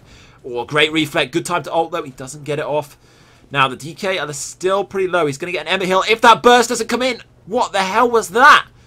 I didn't even know what that was, but it was cool. Who knows? Sork getting rooted again. Great roll dodge. Now, the DK wants to punish that with a Fossilize instantly after that. It's a great stamina waste. The heavy attack, that's going to be tough. Oh, CC him, please. He does CC him. Okay, he gets full pressure back on both. Again, on full health. I want him to play this. I want him to play it. I don't want it to go to a tie. I don't even know how I'd vote on a tie. Medium attacks coming from Pelican here. I think he's playing slightly defensively here. Again, trying to wait out those wings. The DK recently ulted. He's going to be pretty low. Oh, big, great Flame Reach for the Sork to counter that leap. Beautiful play. Now is the time for the Sork to turn the heat on. That leap is pretty long overdue. The wings have been going for a long time. He needs to be playing passively, wait for the wings to dip, then get the reach in. He knows the DK is waiting for it. Try dummying it out. Throw some plain light attacks. Throw a light attack into a Fury, whatever else you got on there. And just patient out, then time the reach. Mix up the rotation a bit and you're going to get the punish. I like the DK's mix here, though he is missing those roots very often. Please root him. Talon him. Talon him, my son. I think that DK is low on Magicka right now. I think the Sork is... Oh, and there's the leap. God damn it. DK getting his resources fully up. Well, not fully, but a decent amount. The Sork playing this beautifully. He's playing it slow. He's waiting this out. He's looking for an opportunity to get through. Now, DK is going to be dipping slightly. He's played very aggressively here. That's his first proc rip. He's been using a lot of talons, a lot of wings. I think now is the time for the Sork to turn the heat. He does get a few casts through the wings. Excellent gameplay. This is... I'm only thinking from a Magicka Nightblade perspective here, guys. I don't know too much about Sork, but in terms of Magicka Nightblade, he's playing this exactly the right way. Wait for the wings, drain the Magicka, turn the heat on during the ulti downtime. Now is the time for that Sork to look for an opportunity. Great wings, though. Excellent reflect coming in. The Sork getting bloody nuked by these roots. Another Fossilize right now. Great Fossilize. Great timing. He's going to get a punish on that by the whip. It's going to be pretty good on Magicka for a while. I don't even know what the Sork can do. Maybe. No, not maybe. I don't know. This is where Dawnbreaker is one of those rough ultis. I would love to see something like, I don't know, maybe Soul Strike could even be good here if you could get a bit of range. Again, there's certain skills here that would have made this so much better. I think they're going to call it in about 30 seconds as a tie. Chat, please, place your votes. You know what, I'm even going to try and make a straw poll while we do this, because it's this good a fight. I don't want it to be biased. I don't know how I would vote. This is that close. This is so close. I truly don't know who I would give this fight to. I really don't. I'm going to give you the poll here. I don't know, guys. This is ridiculously close. I truly could not place a vote on this. In the chat, guys, there is the poll. Please place your votes. Magicka, DK, or Sork. Who do you think won? I don't know. They've just called it. I don't want to look at who won. Both of these guys played it so well, honestly. Like, every time... Like it's going to be a hard call. Yeah. In general. Every time I would have done something, the players did it. Truly. Every single time I would have done something, the player did it. I don't even know if there's a way, because there's sets to change it. Like, if the DK was in harness, then you could say both take harness off. I honestly don't know. It's difficult. The DK has the advantage with that wing, so DK is always going to have more control. The Sork needs to get the burst. Well, keep in mind, guys, that the Sork can't actually get control a lot of the time. It's difficult against the wings. He has to time burst. He can't ever keep sustained pressure. It's impossible. He has to wait for an opportunity to burst through. The DK, on the other hand, was playing well with those wings and managing it carefully, as well as keeping great control. The vote has come in. I want to quickly see how ours went, though. Our chat has said with a 70% in favour of the DK. Kenna PK has also said, though, this one's going to Toppy, the DK. So the DK does go through. He says he held the superior pressure, casted wings reactively several times. I do completely agree with that. Interrupted heavy attacks with Fossilize. Overall maintained control for the more fight. I don't know. It's so hard to say. Pelican played it beautifully. It's so rough. I give that Sork huge respect for not using wings. I absolutely hate wings. Honestly, like, both of those played it beautifully. The DK takes a win, though. So, well done to both players there. That was a phenomenal duel. That's what I like to see. No nonsense. No bullshit sets. No Durex Bane. A close, competitive fight where both players are playing their heart out. They're both reacting appropriately, and they can get the kill. It's rough for the Sork. A lot of counters there. The battle scaling rough. The wings rough. But he did play it really phenomenally well. And all credit to him. Well done indeed to the Sork. But the DK does go through. Now, that being said, that was the losing bracket. So I think the Pelican still has a chance. That was a winning bracket, sorry. Pelican will go into the losing bracket. He could still go through there. I am not seeing anyone in there apart from the opponent he's against very next that's going to give him a run for his money. I really fancy his chances of getting back through there. And we could honestly still see him going through to later stages. But next fight, Cody getting probably the most generous of the draw here. He is going to be against the Mad Sork, Mirifique. And he is on his Stamina Warden. Now, Cody is obviously a very good player. He's on definitely the strongest classes. Unquestionably the strongest class here. Mirifique, I don't know anything about him. My personal opinion was that Pelican played it slightly tighter in his first fight. Who knows how it will go. It is rough. Again, with that crystal shield, we will see. We will see. They're asking if they should go without Kenna. I don't know. I'm going to tell them to check Discord. Kenna crashed, I think. I don't know. I think this is going to be rough. I really fancy Cody's chances here. I think that Cody is going to be taking control. Bhavik saying to start, so I think they are starting. Bhavik is sort of second in command here. So they are starting. Cody on the Death Machine, a.k.a. Stamina Warden. I don't like Stamina Wardens. I don't want to fuck with a Stamina Warden. No matter who's on it. And Cody is an exceptionally good player. So the last thing I want to do is fight against him on a Stamina Warden. Very high damage. Sork is getting bloody pummeled right now. That Sork is going to have so much struggle to get any offense through that shield, through that burst. Yeah, I think this is going to be pretty one-sided, guys. I think that Sork is in deep doodah here. The amount of sustain that Stamina Warden can have, especially in a duel scenario, is phenomenally high for how much damage they can put out. I truly don't know what I would do as that Mad Sork. Like, he can't kite. He can't attack. He can't survive. I'm sorry, guys, but I don't see any scenario where that Sork has a chance. I think that Sork is absolutely screwed. Who knows? Maybe he's going to pull like the God Burst out of the blue. But this is a very, very rough fight for the Sork. I mean, I don't know what I would do. I truly don't know what I would do here. The Stamden has ridiculous burst. Cody is one of the best ever players at timing and keeping buffs up and all of that. All of that buff is never going to have downtime. There's no way it's going to have downtime.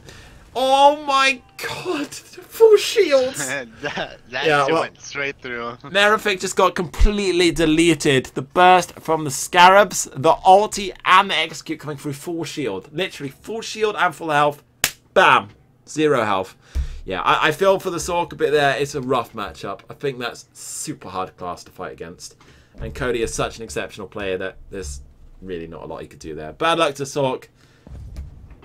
Yeah, I mean, I just wouldn't want to fight against a good Stam Warden. I think the only thing that will have a fair shout against a Stam Warden is going to be a class that can block a fair bit, because they want to take control of their heavy attacks away. I try to be able to block a bit. I think that they really need to look at... Well, to be honest, my Mage DK would have a fair shot.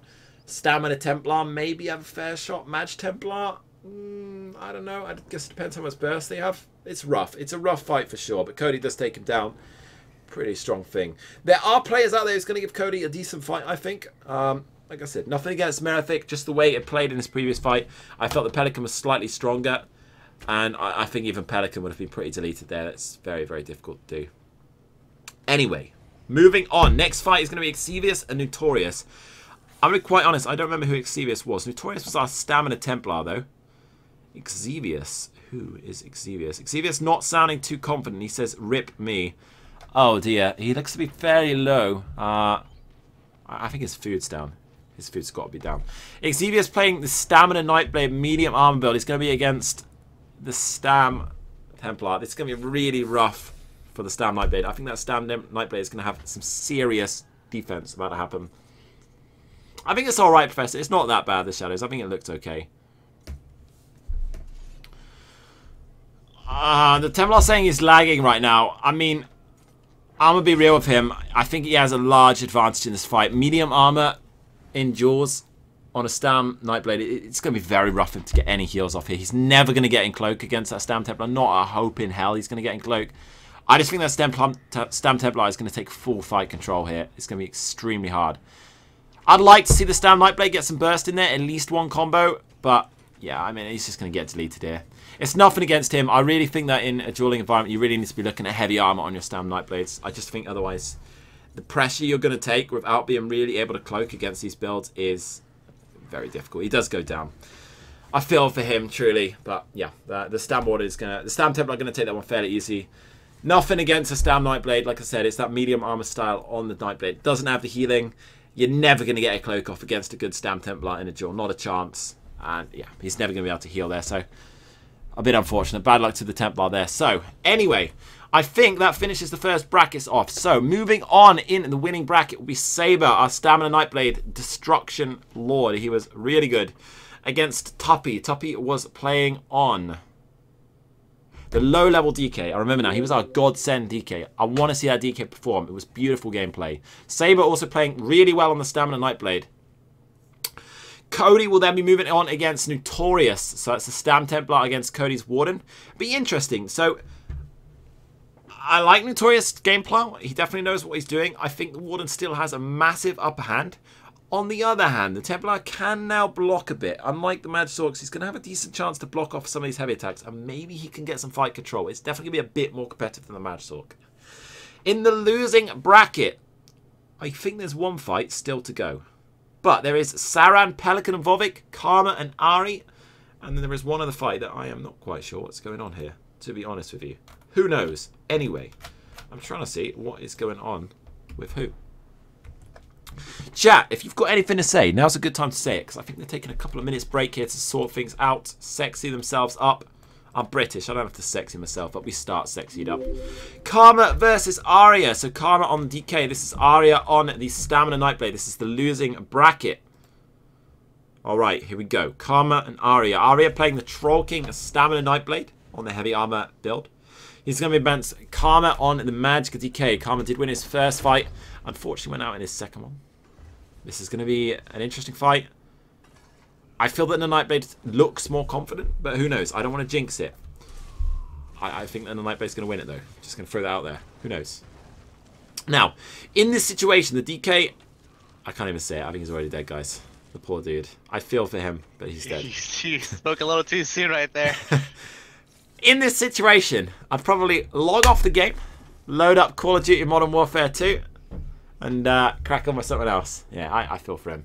The Nightblade, definitely the stronger player there. I feel for the DK. I was going to say, in this situation, the DK wants to dot, and then from there on out, keep as much control on the fight as possible. You do not want to let that Nightblade out of talons or fossilize, because as soon as he's out there, you see what happens. He's just going to get absolutely deleted in that light armor.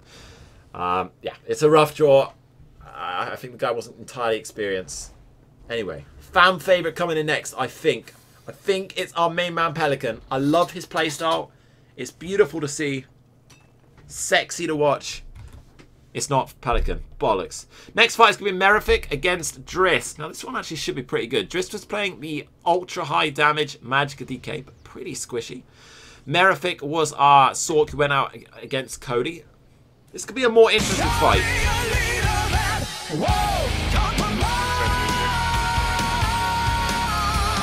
Sorry, what was that, Scar? You said Soak winner against Cody. Yeah. We do have a subscription. Kill them all. 1980. Well, mate, if that's your date of birth, you're a youngster in my heart for subscribing to me, mate. It gives you a sexiness promotion of 10. Thank you very much for the sub, dude. Much appreciated. Welcome to the channel, sir. Drist playing against the Sork. Now, Drist is running those wings again. I'm trying to see if Mirifique is using Reach or Crushing Shock. I can't actually see anything because that lightning form. He is going to be running Reach, I think. I've not seen him cast very often. It's got to be Reach. He's waiting for the wings. Okay. The DK trying to pressure him. Now, the DK, again, wants to keep control. I really am confused why this DK stays at range so much. In this DK's position, he wants to get stuck in. Don't let that Sork even move. As soon as that fossilizes down, Talon him. If he roll dodges, 2 seconds, Talon him again. Don't let that bastard run around. Because kiting's not going to be good. Great opportunity for burst here. Well, blocked by the Sork. Very quick reactions on the CC break again. Even the dog's like, what the fuck was that? Well said, dog. Big burst from the sword, timing that beautifully through the wings. Unfortunately, not getting too much damage from Dawnbreaker. Either blocked or not crit. Hard to tell, I suppose. I like the choice of Flames of Oblivion here, but the DK, one of my favourite skills. Always wonderful to see. Rock, have a good evening, mate. Nice to see you in the stream. The DK, fairly defensive leap there. I'm a little confused why that came in. Maybe it was lower resources. Hard to tell. Who knows? The Sork, with the choice of the Lightning form. I really like that skill. I truly do think it's wonderful to have in this sort of situation. Not only is a resistance buff sometimes nice for shield downtime, and he is seemingly only running one shield. I like to see that as well. But it's also actually a pretty good dot, and it's a nice amount of pressure. I can't understand why the DK is letting the pressure off. He's also running Bloodspawn, not Scoria. I've just noticed that. I'm confused why in the high aggression build he would run that, because I know last week, or I'm pretty sure last week, he was running Scoria, and that really gave him an upper hand on these sort of fights to get that burst. If you time an ulti with that Scoria sound and a Flames of Oblivion burst, it's a lot of damage. It truly is.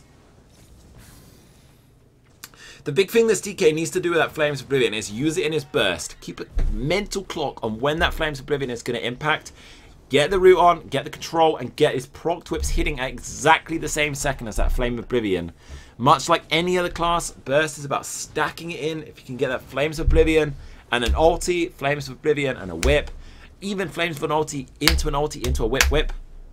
Any of those combos, he's going to have a chance of killing. Otherwise, he's really going to struggle to get through these shields. The dots alone are just going to get out shielded, even by that one shield. Great choice of Rune Prison here by the Sork. So it is an interesting decision. I guess he's had to sacrifice some other skill for it. Maybe Mage Light, something like that. Hard to tell. I don't know his bar. It's very good against this sort of meta that we saw in the previous week's tournament, where there are a few people running fairly blocky builds. It's really good for breaking down, what the hell is that? That stamina pool a bit.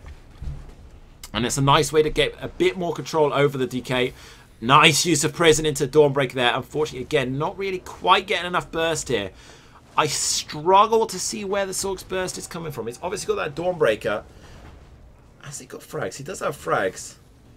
I don't know. I don't know. I feel that the Sork might be slightly mistaken his timing on the curse. I really want to try watch this and see if the burst is landing the same time as that curse, because that's very, very important on a Sork. Timing your frag, timing your ulti with the explosion of that curse to generate that one single impact of damage. That's where the kills are going to come from. If you don't really go that route, you're going to lack the burst, you're going to lack the kill potential. You're going to have great pressure, but are you going to get a kill? No, you're not going to get the kill, you're just going to survive. He needs to find a way to get that burst in, so... Again, you see what I mean? There, the curse not exploding, but he does go for the ulti. It's going to be very important to try time those if he wants to get this kill.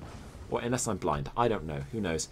I don't have the bracket link, King, but I am trying to keep on top of it as much as I can. I will keep you informed. And Simeon, for Brett and Magplar, Magnus or Seducer? Yeah, definitely Seducer there. I find it way more reliable. I'd prefer to just change the regen glyph to a spell damage glyph. I think that's a little more reliable. Anyway, back to the fight. So, Scar. I feel like I've completely overwhelmed you today. I'm a little excited. Please, share some info. No, it's alright, dude. I just love listening to you. So far what I can see is the Magic DK is doing a pretty good job keeping his wings up. He's kind of like the other Magic DKs. It's definitely a hard matchup for a Magic Sword to go up with Magic DK with wings. Absolutely. Would you agree with me here that nothing against the Sork? I feel that he's slightly less good at Pelican. Punishing when those wings are down, and that's really essential. As a Magic DK, I know that when fighting people, you can't sustain wings forever. It's impossible. It's very expensive. Even fully reduced, you're talking 3.5 to 3.7k wings just for 4 or 6 seconds or whatever it is. And to be honest, it's not even going to stay for that with the light attacks. In the Sork's status, do you think he's punishing those wings enough? Well, maybe if he uses them right, it should be well enough, but the Magic Sorcerer does not seem to be using his burst damage very well. Absolutely. As well. I was saying before, and I'm sure you agree, the curse, he's not really getting his burst landing at the same time as that, and it's really generating a mishmash of damage rather than that single death-defying impact that you want to have on that Sork. Big burst by Drist here, now putting execute range on Mirifique. Obviously, DK not having that execute, but if he can maintain control, maybe he can get into the kill. Courtesy says, I've found 7 potent Nern in the past 6 minutes. Welcome to the stream, dude. That's what we do for our viewers and subscribers. We bring them the god luck. Well done, sir. Whoa!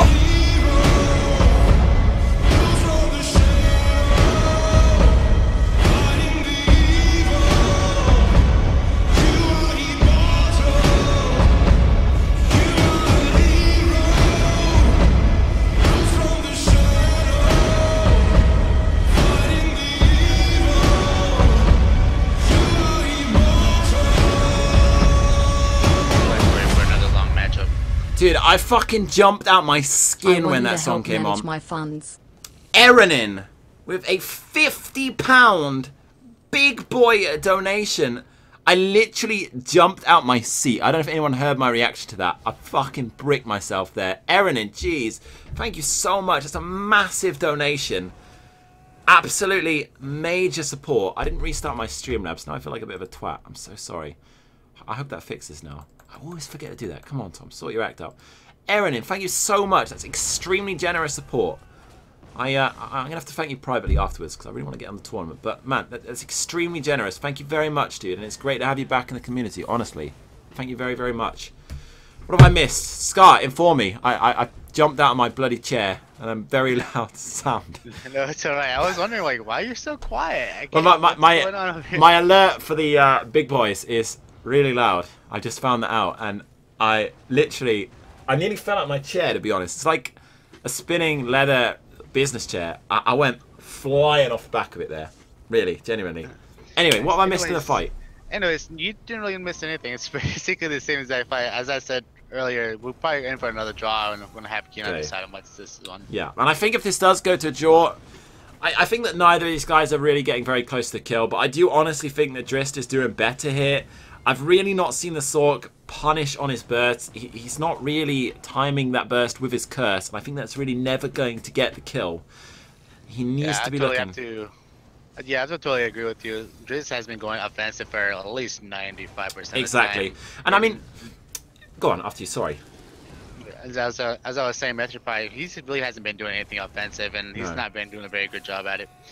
I mean, it's nothing against his playstyle, and like it is rough against the wings, and it's rough against all that root control as the Mad Sork. It can be difficult, definitely, but at the same time, there has been a number of opportunities to punish. Right now, he's got his burst ready. He needs to punish on that, and I just think that he's slightly lacking the timing on the curse, slightly lacking that full awareness of when to time it, and it's just really cost him any kill potential. The DK's got close a couple of times.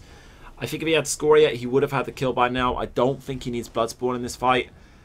Yeah, I think I honestly fancy the DK. If the Sork was timing the burst, I think the DK would be killable here. I don't think the Sork's going to be killable, but on the other hand, I think the DK's had a lot more control here. Wings aside. Yeah, definitely. If the DK, like you said, if he had Scoria on, he would definitely may have just gotten his health down extremely low to where he could action. No, absolutely. Well, Erenin, the lucky man himself, after donating an absurd amount of money, gold pieces, absolutely keeping to his name, dropping him a subscription with the gift system. Thank you very much, Gold. That's very, very generous to our incredible supporter, mate. I will not forget that. Thank you very much, Gold. That's very, very kind of you. Erenin, welcome back to the subs, dude. Thank you very much, gold pieces. That's very, very good of you. Yeah, I mean, it's true. Like, mines are a really, really good skill in this sort of scenario, especially against those close combat builds, and it would be really rough for the DK. On the other hand, if he had mines, I think the DK would have less pressure, but I don't think it's going to be like a fight-determining thing. I also personally think mines are very, very passive. I don't truly like seeing people use it. Certainly if I was voting, I would vote against it very heavily. Maybe I'm just a meanie, I don't know. It is a very, very defensive skill, and I'm not a huge fan of it. Anyway, that is the end of the fight. We are going to see the vote here. I'll be very surprised if it doesn't go to DK. The Sork really not getting that burst in. Yeah, I mean, we'll find out here, but I truly believe that the DK had more control there. Wings aside, I think that the DK did better there. Well played to both of them. It's nice to see them progressing through. They did an excellent job. That's all right, Nerve. I mean, have a play, man, but it's quite all right. I know it can be rough sometimes. I don't really understand the system myself. I'm shit with that sort of technical stuff. But, mate, I appreciate the 4, if nothing else. It's kind. Thank you. Gonna see the vote coming in. I will tell you exactly what they say. Yeah. But I think in either sense, I like the DK hit. What? Alright, well, I don't really know what to say here. The vote going to Mirifique. I'm a little confused why the Sork won that. In the end, Kenna makes the final decision. I know it's rough against the wings, but I mean, I didn't see Mirifique punish at all. I didn't see him time anything to his curse. They're giving the Sork the win. He says reasoning is... That's a little confusing. Yeah, I mean... I feel that's pretty rough on the DK. I truly believe the DK was by far the stronger player there.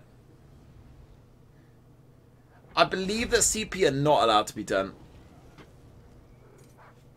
I don't know what to say here. I don't know if he's trolling or something just to tease a friend. I can't see why the Sork won. The Sork didn't time anything to his curse. His curse was useless. It was never bursted around. What was his reasoning again? He hasn't given it yet. I mean... I'm a little confused here. This is like when you go into the... someone says the Vegas call. The only way I could describe it is it's like when you're winning on blackjack and the boss comes in and says, sorry mate, I don't like you, I'm going to fuck you over. Fright says you both whipped your combos and ults a few times, ran out of magic and heavy attacked a few times, but Mirifique, you got him into kill range a few more times, using better defensive rune impressions, handled the matchup better, considering it's in the Maj DK's favour. I mean, like, I didn't see any kill range on the DK, but maybe I'm blind. Whatever, it's his choice in the end. I'm not going to judge. They're giving the fight to Sork. I'm surprised, but it's not my decision. It's the boss's decision. I mean, I didn't really see the Rune Prison use that well, apart from Rune Prison into ulti, but I think if you miss that, you're doing something seriously wrong. In fairness, neither of them are going to progress any further, I think. I think they're both going to be outmatched in the next fight. But, yeah, I think it's a harsh call on the DK. I feel that the DK was better hit. Whatever. It's their choice in the end. Whatever. Oh, whatever. Maybe because the DK didn't control the distance often. Well, he said it was because the DK was heavy attacking. But in fairness, like, from the DK's perspective, he was on offense 99%. Yeah, he was offensive. And I mean... he kept him rooted, too. For yeah, like, it's pretty rough to say the heavy attack was punishable. Yeah. He's giving the fight against DK largely because of the heavy attacks DK did. But, I mean, the DK was literally fucking... That's the only way I could describe it on this Sork. The Sork... seriously spanking it literally was. The Sork had his pants down. The DK had a fucking paddle, and he's going right over and over again. It was that one-sided, so it was pretty expensive. Anyway, it's not my say, guys. They make the decision. It's not our place to judge it. So the fight does go to Sork in the end. I don't know. I feel the DK was dominant. But the DK didn't even cast the wings that much. I mean, there was a lot of downtime. I don't know. Anyway... Shh. Enough about that fight. We're moving on. The decision's made, guys. Ken is a great guy. He knows what he's doing, and if that's his decision, it's his decision. Not mine. Maybe not any of ours, but it's his decision. Next fight, anyway, is going to be Xavius against Saran. Come on, baby. Do me proud, low-level Maj Blade. So this is our 3-3-1. Again, he's not here to win it. He's here to join in. I would love to see him win another fight. He's already won one fight. He's running Mark Tug at the D-Stroll. Please live. Just spam your shield, you bastard. Come on! Come on! Uh-oh. Oh, no. He needs to fear him, at least. I love that instant D-Stroll, the mark as well. Alright, so Saran trying to get some fight control on that baby CP. It's so hard at that CP. I mean, he's taking a bucket load of damage. He's putting a lot of pressure right there. Good effort for the poor dude. I honestly feel for him. Half CP, not a lot you can do there. Whatever. Good effort, my dude. He did well in this tournament, though. Fan favourite, if nothing else, to Saran. He did. He won a fight, and that is quite something on that level. It's really difficult. You're humongously underdogged. I mean, if he was on, like, a class that was a bit more competitive, I could understand it. But I think on a Maj Nightblade, don't get me wrong, Maj Nightblade is actually really good in duels, but Maj Nightblade's biggest weakness is its defense. And on 300 CP... your biggest weakness might as well just be pummeled into a whole new world. It's going to be really not good. Anyway, moving on. We're going to have a really good fight here. This is going to be more like the thing we're trying to watch. Bhavik, experienced Maj Nightblade against our man, Pelican. I love him already. Though he's jumping around, so he's already losing my vote. Then again, he might be doing it to take the piss out of Bhavik. Oh my Jesus Christ, that burst. Nice counter by Bhavik now, getting in that Soul Harvest. Unfortunately, not with Immerstus ready. So, what? Come on, Pelican, live! I'm not supposed to take sides. I mean, come on, get the kill, Bhavik. Something like that. Anyway, Bhavik applying some major burst with that Scoria. Pelican really needs to make sure he's keeping those shields up. But at the same time, he needs to get some offense on. I would like to see him try get a few more CCs in. I think he's wasting his cooldown a bit. I know he wants to save it for the burst, but he does really need to get a bit more fight control. It is rough for the Nightblade. The Nightblade's probably struggling for stamina management. It is generally a weaker point of it. I would like to see a bit more pressure on that stamina just to make the Nightblade's life a little rougher. That's what I like to see. And an excellent burst combo, a bit unfortunate there. Does get the shield up. Shame he didn't have a frag ready. Again, Nightblade off cooldown right now. Get that CC in as soon as you can. There we go. That's more like it. And a frag coming in afterwards. I'm taking so much side here. God damn it, Tom. Let's watch the Nightblade a bit here. So the Nightblade is looking to get that Merciless in. He's going to have a Soul Harvest very, very soon. I'd say about 5 to 10 seconds. That's going to be building up. He's getting a heavy attack off. So low on resources here. I hope Pelican blocked it. Oh, great opportunity with the Dawnbreaker. Unfortunately, makes you think that if that heavy attack's going to hurt him in the end. Absolutely, yeah. Yeah, true enough. It punished the DK in the past. So, Sork knows the Nightblade is struggling for sustain. Oh, come on, you bastard. So close. The Sork really needs to look as soon as that heavy attack's coming. Block it off. Pummel the bastard. As soon as you see the heavy attack, punish and punish and punish. And don't let the punish off. That guy's going to be off resources. Big he things. must not be running Endless Fury. Is he running Endless Fury? Yeah, it seems he's not running the Execute. I mean, it's not unseen. I actually have been known in the past not to always run it. It depends how much base damage he's running. His damage doesn't seem massive, so I'm surprised he isn't.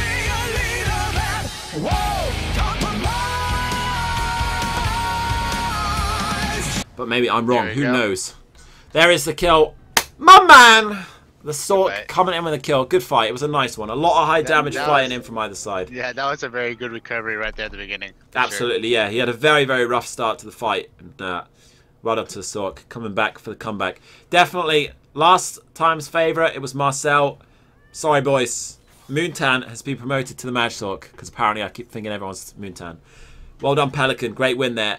Anyway, we have another subscription. I've got bloody tons today. UK Pirate. The man, the myth, the legend. One of my, probably my oldest ever elite supporter. Absolutely top tier. Throwing in a subscription to Nerve Prism. Nerve Prism, welcome aboard. And Pirate, of course. Always a pleasure to have you here, man. Thank you very much for that.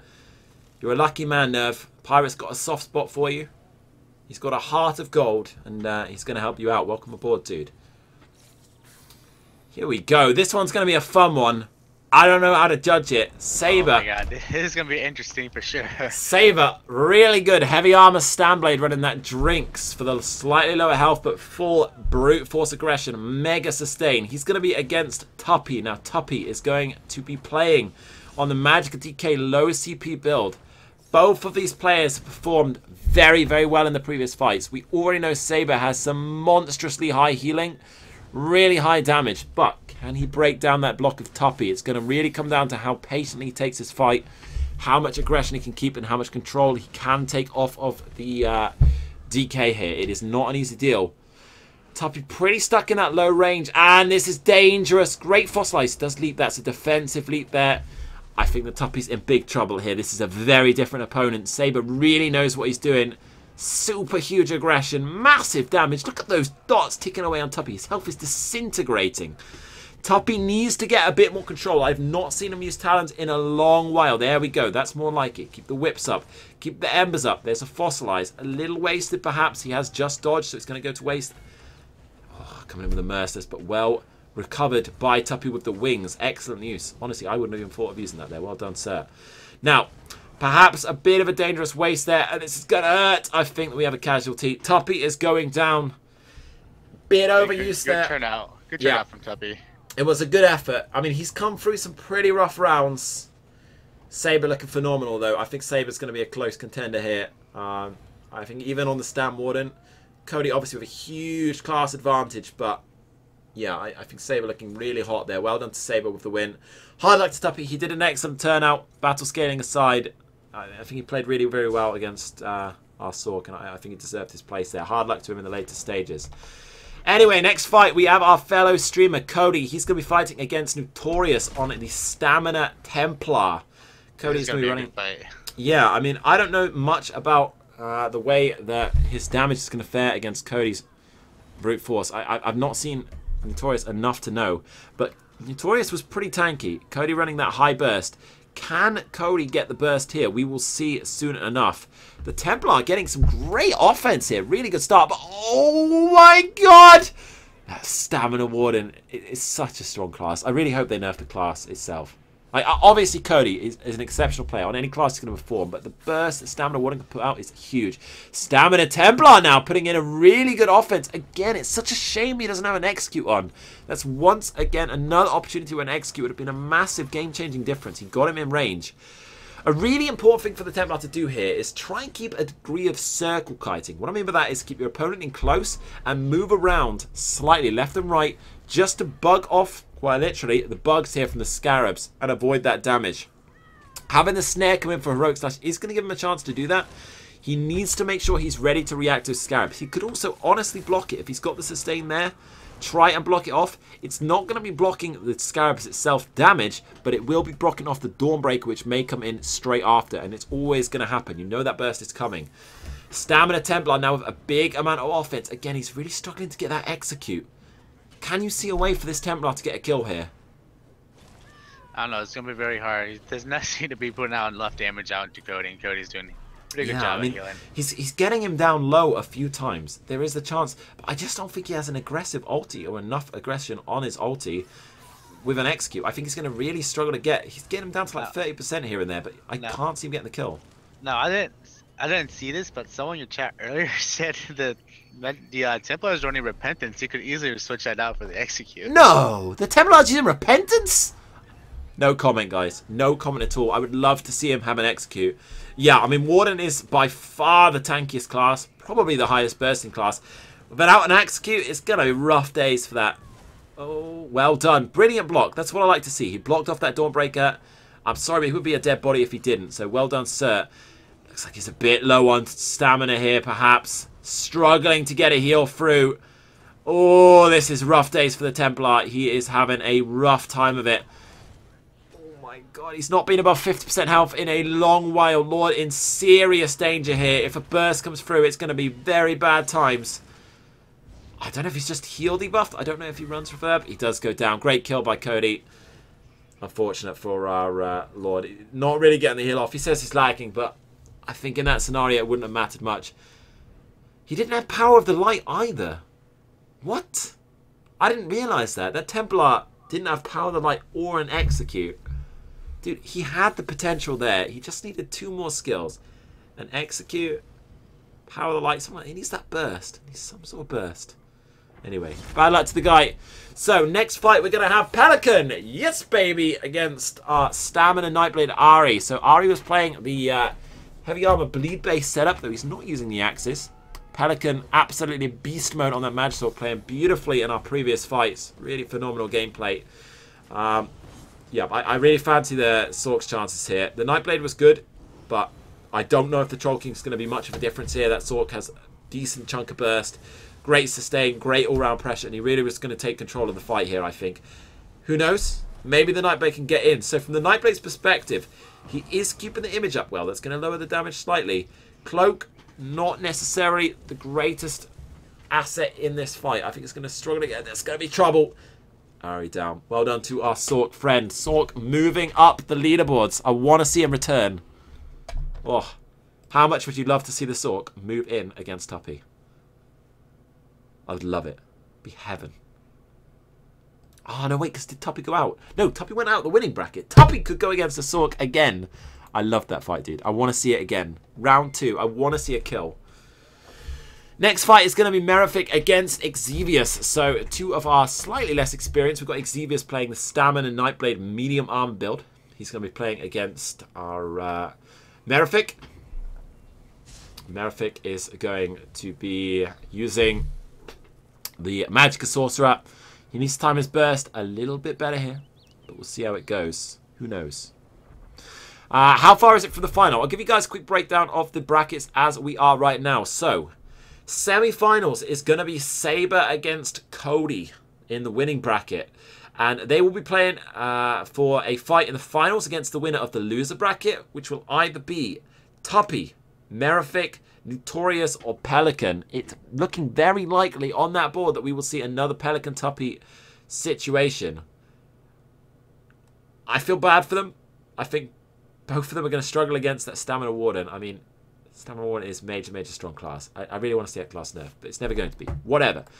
Anyway, moving on to the next fight fairly soon. Oh, hang on. There's some stuff going on right now. I'm sort of trying my best to avoid it here. A bit of drama rocking. Anyway, next fight. Xavius and Mirifique. Maj Sork and Stamina Nightblade. I don't know if that Stamina Nightblade has a chance. Medium armor, dual environment, not a good situation. That being said, Mirifique running definitely an open world build, so there is a chance the Stamina Nightblade could get through. If Saber or Cody lose, don't they get the chance to fight again for the final? I believe so, Chaz. They will fight the winner of the loser bracket, the winner of that, and then the winner of that fight will move to the final. So let's imagine that Cody beats Saber. Saber would go down to the loser bracket, fight the winner of the finals of the loser bracket, and then the winner of that would go back up. Anyway, that one went as expected. The Sork does get the kill. It was very, very strong. And yeah, well done to the Sork there. Great kill. Finally, a nice burst there. Actually times that curse beautifully. So, progressing through, we now have in the semi-finals in the winning bracket, Saber against Cody. The winner of those will be fighting against... I just had a special moment. I don't know what I'm saying, guys. We'll come back to that. Semi-final, Saber against Cody. Down below, we are going to be having Tuppy against Mirifique. So... I really fancy Tuppy's chances. I think Tuppy's the stronger of the two. Who knows? I don't. And they're going to be playing against either Notorious or Pelican. That's going to be a really good fight, actually. I would like to see that one. That's going to be a pretty close one.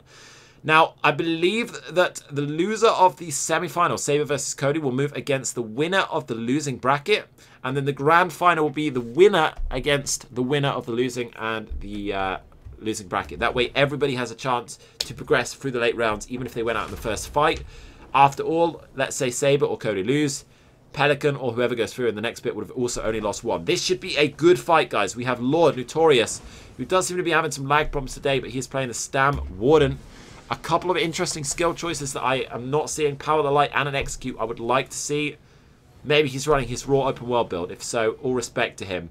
He's going to be fighting against Pelican. Pelican is playing the Magic Sorcerer. And... already a lot of pressure from the Sork coming in. Good God almighty. Oh, it does miss the Dawnbreaker there. I don't even know if it's going to matter. So much control here from the Sork. Yeah, that's that went quicker than I first expected. Yeah, I mean, Pelican swapped on Elemental Drain. He wasn't very happy about that being allowed, which I can agree with. It's not really an open world skill. I know there are a minority of people who use open world, but let's be realistic, it is more dual customized. I think Pelican truly is trying to run an open world build, which is great to see. Yeah. Oh, he says he didn't use Ellie Drain there because Tempo can purge it. Alright. They are allowed to change skills. Just to throw that out, they are allowed to change skills between fights. They're not allowed, I believe, to change CP or build, but correct me if I'm wrong.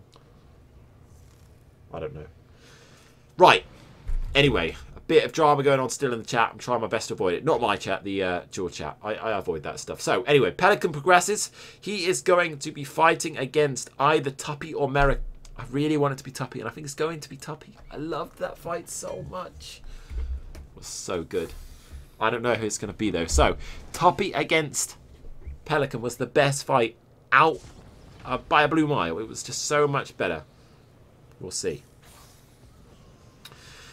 Here we go. Tuppy against Mirifique. So Tuppy, our excellent level 40 player here. Strong battle scaling in his favour. He played phenomenally. I think Mirifique is in deep doodah. I think he knows it. He says help. Tuppy played absolutely beautifully with his class. Even lacking some of the sets, some of the burst. That battle scaling and his general skill on the class has proved excellent in progressing through these rounds. And so far, neither player getting much control. Big fucking massive leak. Perfectly timing that leap with Flames of Oblivion. Big, big burst. Excellent use of the wings there. Ooh, nice combo with the Dawnbreaker, though, by Mirifique. I like to see that. So, now, Tuppy trying to take control. Mirifique playing very defensive here. Not much offense coming in, even though the wings are not up. Great opportunity. Again, with that Room Prison. Not quite getting any kill in there, though. Both players full health. Tuppy needs to try keep control a little bit more. I'm not seeing a great use of talons. Mirifique is never dodging. Tuppy has the opportunity to take all control and movement away from this fight in an instant. And that's only going to benefit him. That's never going to benefit the Sork. Very nice bash cancel on there to try and add that little bit of burst coming in from the DK. Replacing Elemental Drain again. Now Mirifique countering the burst with the Rune Prison. Fright quickly confirmed the losers of this match will face Notorious to fight for 5th place. So there will be one more fight to be expected. I'm not actually competing in the tournament. I'm level 3. This is on the NA server. I am EU. I'm just, you know, bringing a bit of British love to the NA community in terms of commentary. I also am way too overexcited in this sort of thing, which I think some people appreciate. Some people just think I'm a wanker. Whatever, their choice, their life. Now, Tuppy applying enormous pressure. He has had some excellent blocks, actually, from Mirifique. And I think Mirifique's performing a lot better here than in his previous fights, to be quite honest with you. I think he's done very, very well at countering this. He's also timed his CC beautifully. Yeah, he's definitely not as passive as he was before. He's definitely trying to get a little bit more confidence up inside of him. Absolutely, and I think a lot of that is stemming from Tuppy's playstyle. Tuppy is not keeping quite as much control here as he was against Pelican. If he could get that talons up, it's going to be much, much, much harder for Mirifique to really have a chance to get any offense on.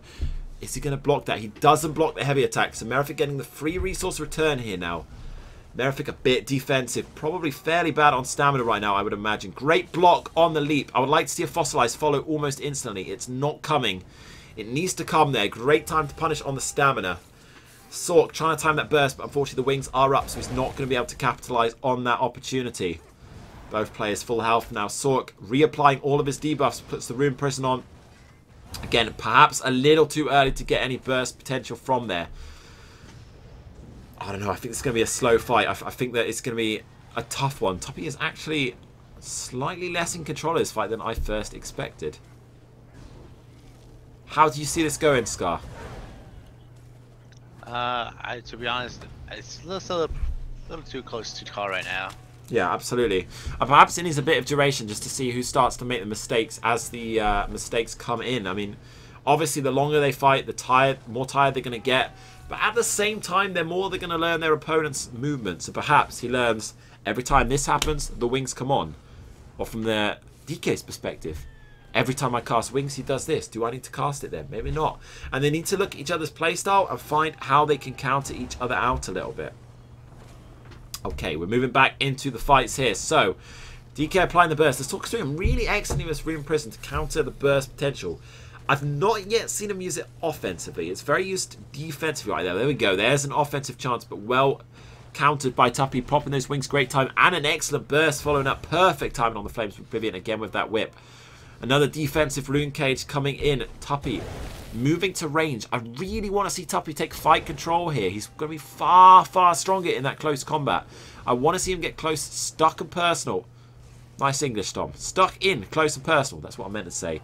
With those wings. Actually, is he even running talent here? I might be mistaken, but maybe he's taken off for a different skill. I don't think I've seen him use talents this fight.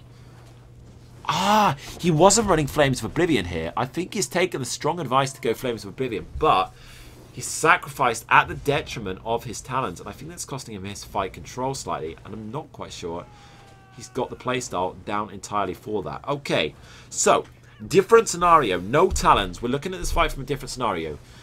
Take it slightly slower. He still wants to stay on top of his opponent as much as possible, but he wants to be timing that Fossilize only 1 second before the Flames of Oblivion.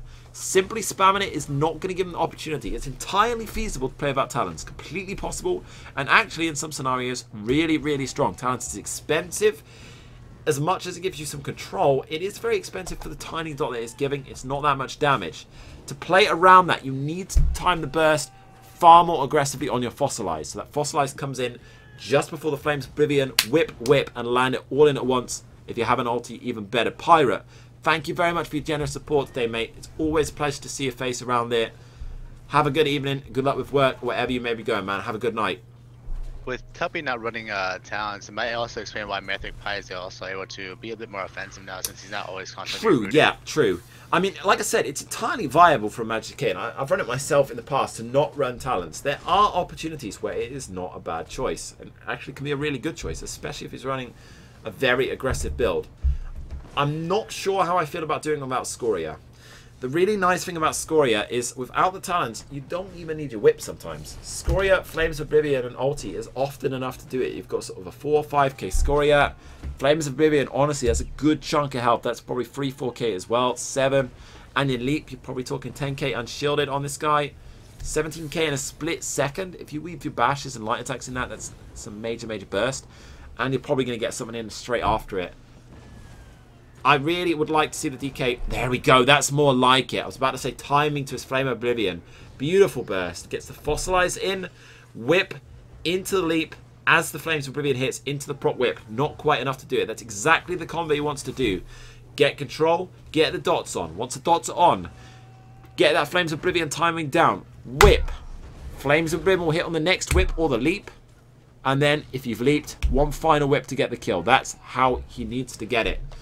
The Sork's perspective. The Sork is struggling to get a burst in. The Sork needs to be trying to use these rune presence slightly less defensively, a bit more offense, and wait for the wings to break down. When the wings down and your frag is up, that is the time to use it.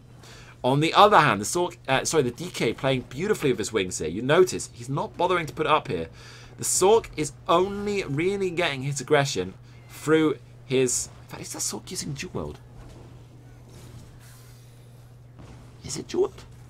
It looks like Duel to me. It is a Duel Sork, that's correct. Okay, that makes sense.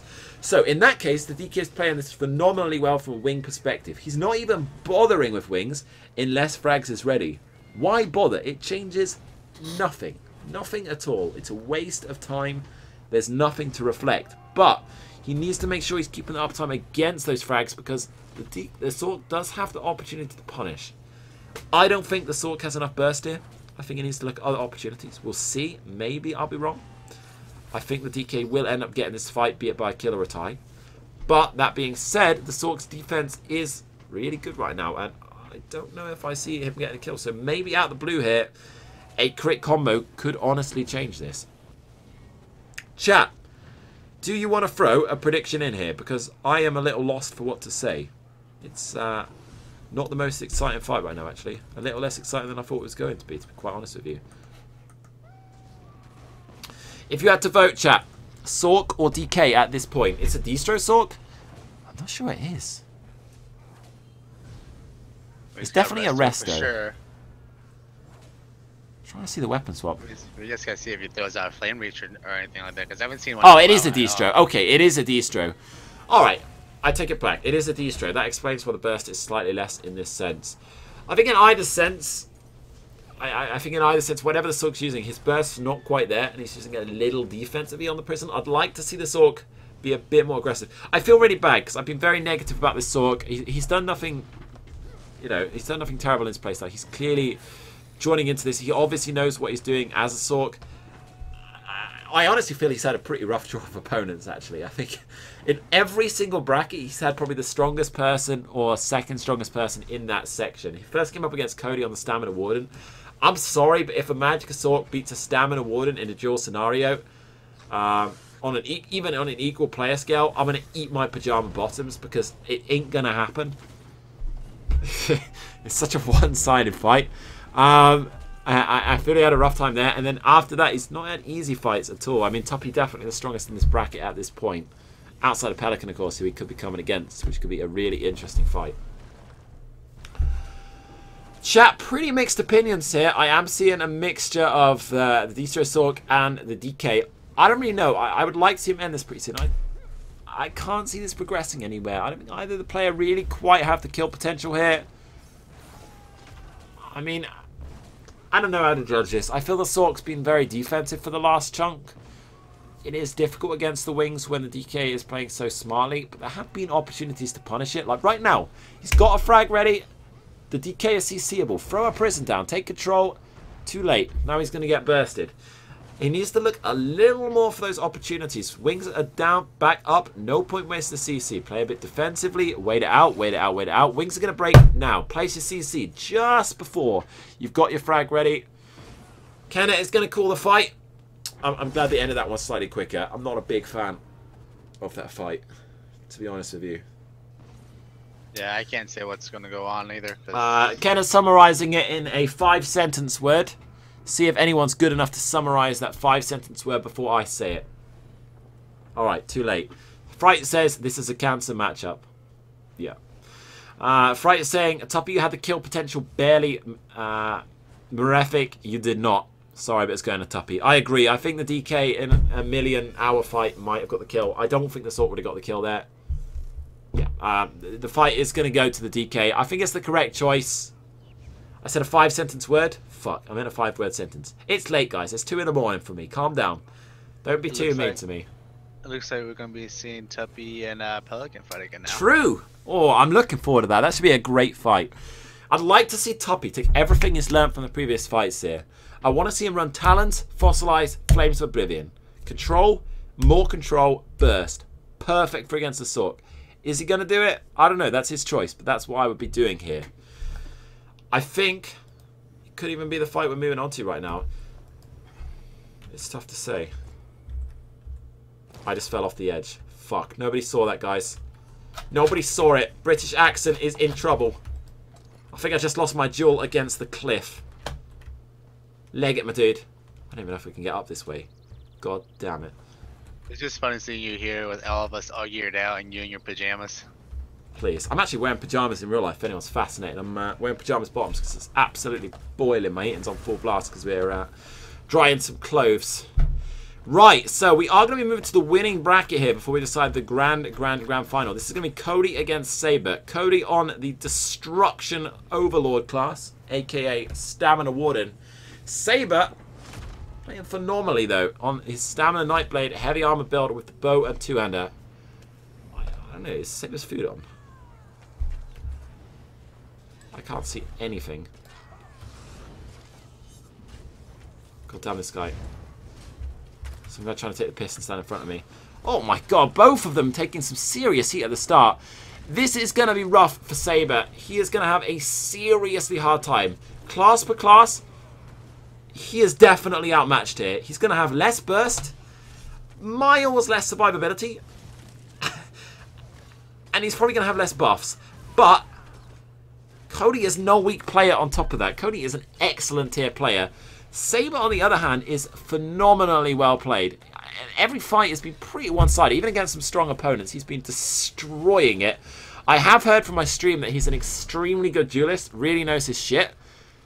Like I said, class per class, he's in a very rough situation here. Definitely outclassed. The question is, can he get something going here? Now, something he's using there that I've never seen. He's actually spamming bow lights, and that's to build up his relentless focus. He knows he's only getting the kill with a burst. He needs to get an in-cap into relentless. I honestly think he's spamming that simply to try and build up his burst and save some stamina. There's no point spamming abilities on something he's not going to get through. Big Dawnbreaker, excellent block by Saber. Honestly, he had less than half a second to react to that. Does get the block up, you can see that. Does get CC'd soon after, though, by the bash. So, can the Nightblade get into this? He needs to somehow get that burst through. He has got close twice. There is a chance. It's not impossible, and I would love to see it. It's going to be rough. I don't want to cheer against my fellow streamer or anything, but I don't like Wardens. And Saber is really playing phenomenally well. Cody hasn't done anything wrong. I mean, Cody's not missed a single buff here. Not one mistake on his buffs. Oh, please live, Nightblade. Well defended. Excellent use defensively of fear there. However, that means it's going to be another 6 seconds yet till he can CC and get that offense on. I need to see that Nightblade get some offense to take control of this fight at some point. Here we go. Applying that crit rush. Now, we already know when he gets control, his damage is gargantuan high. On the other hand, that in-cap literally didn't do anything. What the fuck? Was it blocked? It was blocked. Okay. Glad to see that was blocked. I was worried for a second. The Nightblade very dangerously low here. Cody applying major heat. Can the Nightblade get out of there? Go on, my son. Stay in there. Let's have a bit more of a fight. Great use of the image to kite. Excellent. Now, that might be something worth using a bit more here. He's seen it work once. Why not go for it again? It's getting him out of these tough situations. A nice opportunity to burst. Does get well blocked again by Cody on the second burst. Beautiful play by him all the way through this. Obviously, super top tier player. Definitely the strongest class in the game right now by a blue mile. Very, very rough anyone who fights him. And Saber is doing really, really well. The Bloodspawn proc coming in there. And Saber doing wonderfully to notice that. He didn't waste his Relentless, which was definitely ready there. It does launch a Relentless off with the bow now. Saber, that burst is going to be coming in from Cody very, very soon. We're going to see him place his Scarabs right now, I would believe. There it comes. They're going to be landing in 3, 2, 1 now. Getting an excellent block off there again from Saber. Trying to mitigate the burst following those scarabs. Oh, it does manage to summon out that Dawnbreaker. And Saber is down. Cody. That was a fight. That was a really good fight right there. Yeah, I mean, at the start, honestly, at the very, very start, Saber did a great job at managing to get some burst in. It's a very rough matchup. It really is tough. To fight a Warden 1v1 on any class is super difficult. He did excellently to try and get through that. I think he did beautifully. Again, I'm not flooring Cody for playing the Warden. I'm obviously very biased against the class. Cody didn't miss a single buff, so obviously he completely deserved his place. This match is for 5th place. That was not the grand final, guys. There's still other fights to come. This is for 5th place. The final is still not done. 5th place is going to be Mirifique against the Stamina Templar. Now, Mirifique has swapped mines on here. How is that going to fare for him? We already know Mirifique has had sustained problems in the past. Honestly, in Law's perspective, I fancy playing aggressive on these mines. It can depend. Sometimes I'm just like, fuck that fight. I'm not going to bother. Sometimes I'm pretty aggressive against the mines. Mirifique has lacked sustain in some of these fights. I think I'd hammer those mines away. Once it's over and done, pummel it.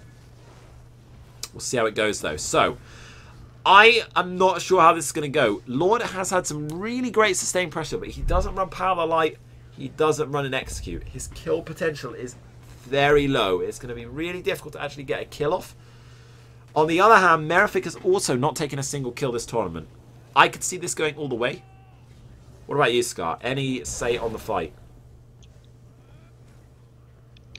I don't know. It's going to be a very interesting matchup for sure. With both Noto and Method, they're very, very good players. Right, and imagine you're in either of their perspectives. How would you be playing this right now? Well, if Noto uses his CCs correct, I think he can overwhelm Method pretty easily. But are you going to see him get the burst? That's my concern. You see, I think it's almost a skill choice. No Power of the Light, it's a rough world. No Execute, it's getting even rougher. I just don't know if he's going to be able to get a kill, to be honest. On the other hand, Lord, I mean, is he going to be killable for that Sork? I don't know if it's going to be the case. I guess we're going to find out. Both of them dipping low. Big opportunity if the Sork had an ulti there. One of them used an ulti. It's so hard to tell.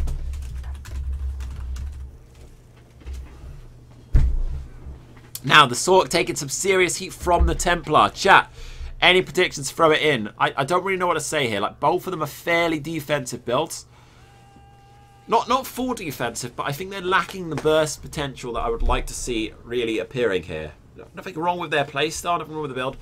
Just when we're comparing it to the other players in the tournament, I think the burst damage is not quite there on either of these players. I think it's a little low. I think Power of the Light for the Templar, maybe an Execute as well, but definitely Power of the Light would have been an essential choice here.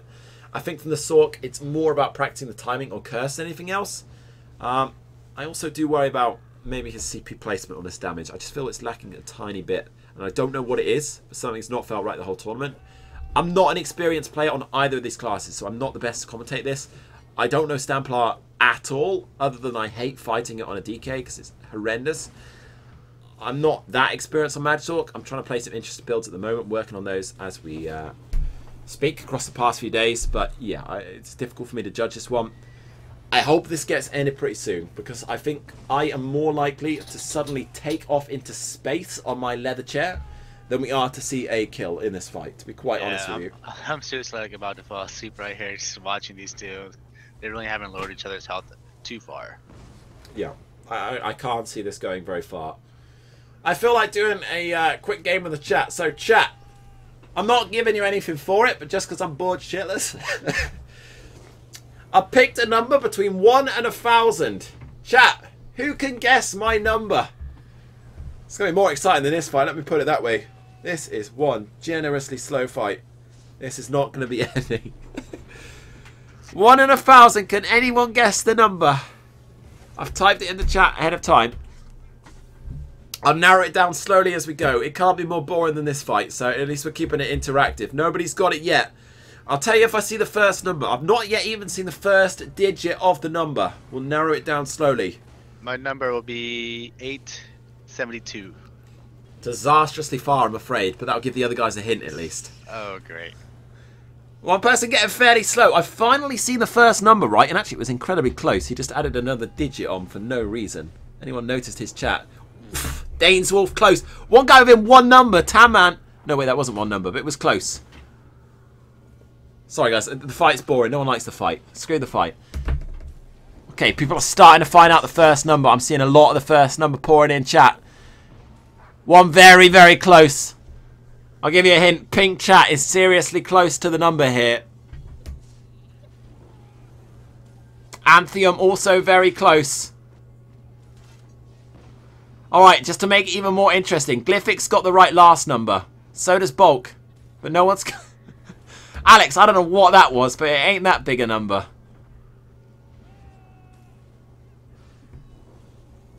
Oh, Anthium within 2! Can anyone steal it off him? Is it an odd or even number? It's even. It's even. Anthium not right again, but he's got to know it in a second. Can anyone steal it off him? Anthium is now within 4.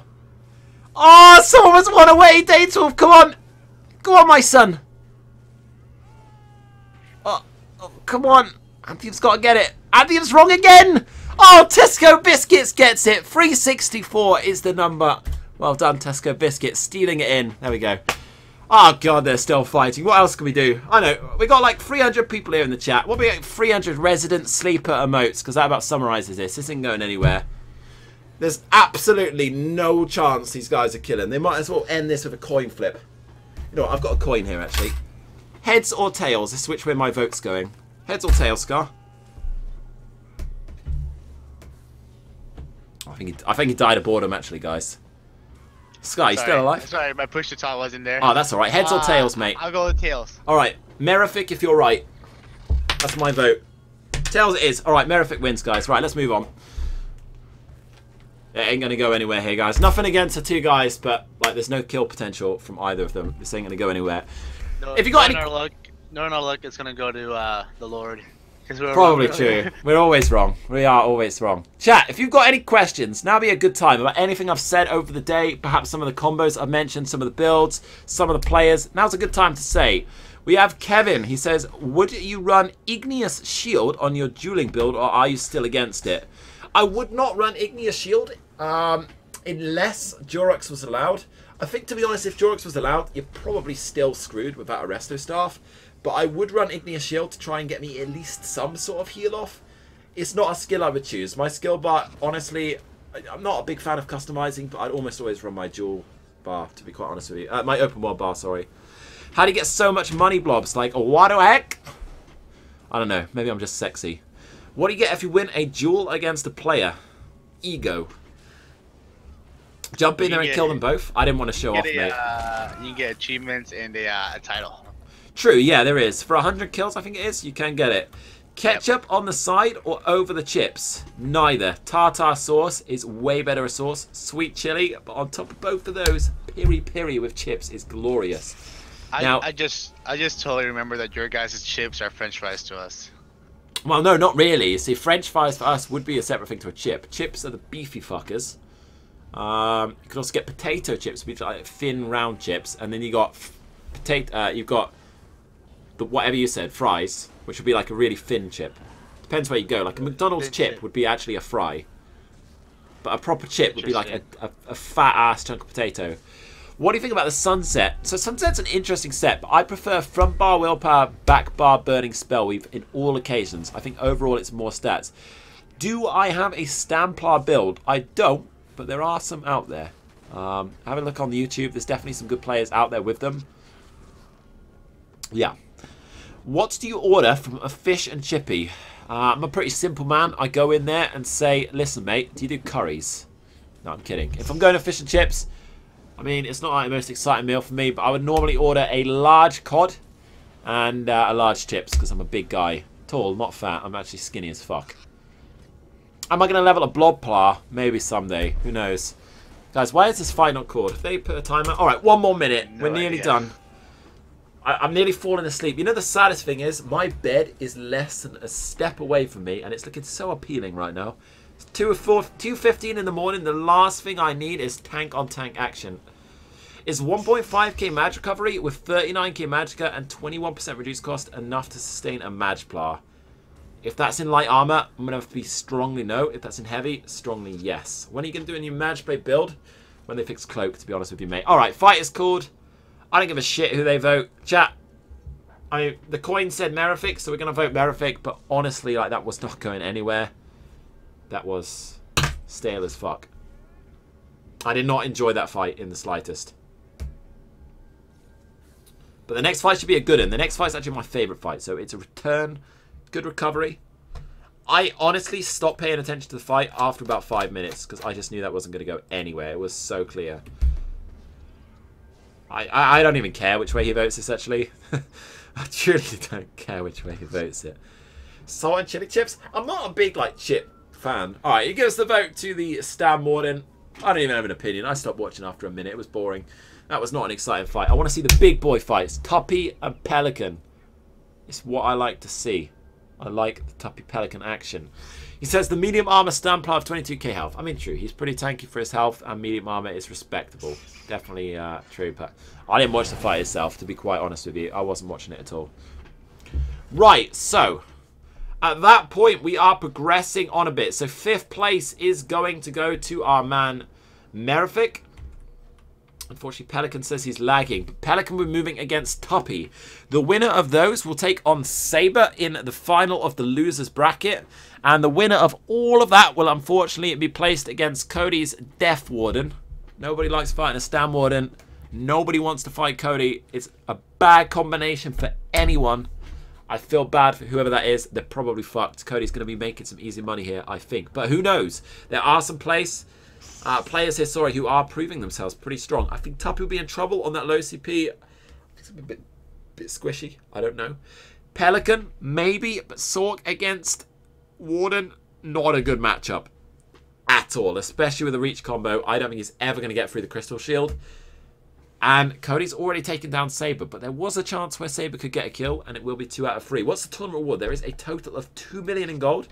I believe it's 1 million to 1st place, but don't quote me on that. Saber has a chance to come back as well, because he's been placed back. Yeah, no, absolutely. I mean, the winner of this will fight Saber, and like you said, if Saber wins, he's going straight back in.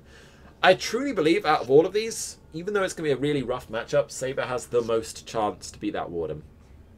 I think that, unfortunately, as well as Pelican's played, I just think he's completely outmatched class by class, completely. Obviously, the Nightblade's fairly outmatched, but yeah, I mean, the Sork is screwed. He can't get any damage through Crystal Shield. The damage from the Warden is just going to take full fight control of him. He's going to be almost entirely defensive. It's going to be rough. Anyway, guys, this will be a good fight. This was a phenomenal fight last time. Tuppy playing against Bagger types. Now, let's see what skills Tuppy has chosen. I'm seeing all of the skills I wanted to see. I love him already. Tuppy going with Flames of Oblivion, Talons, and Fossilize. I don't know if he's in the stream, but he's running this exactly as I've said in every scenario. It's good to see. He's got fight control, and now with Flames of Oblivion, he's also got burst. It's all going to come down to how well he times that burst with that control. I'm not sure how I like that double control. He's going to give some downtime here on the Talons and Fossilize. He doesn't want to spam too much. Great block on the Meteor. Great Rune Prison.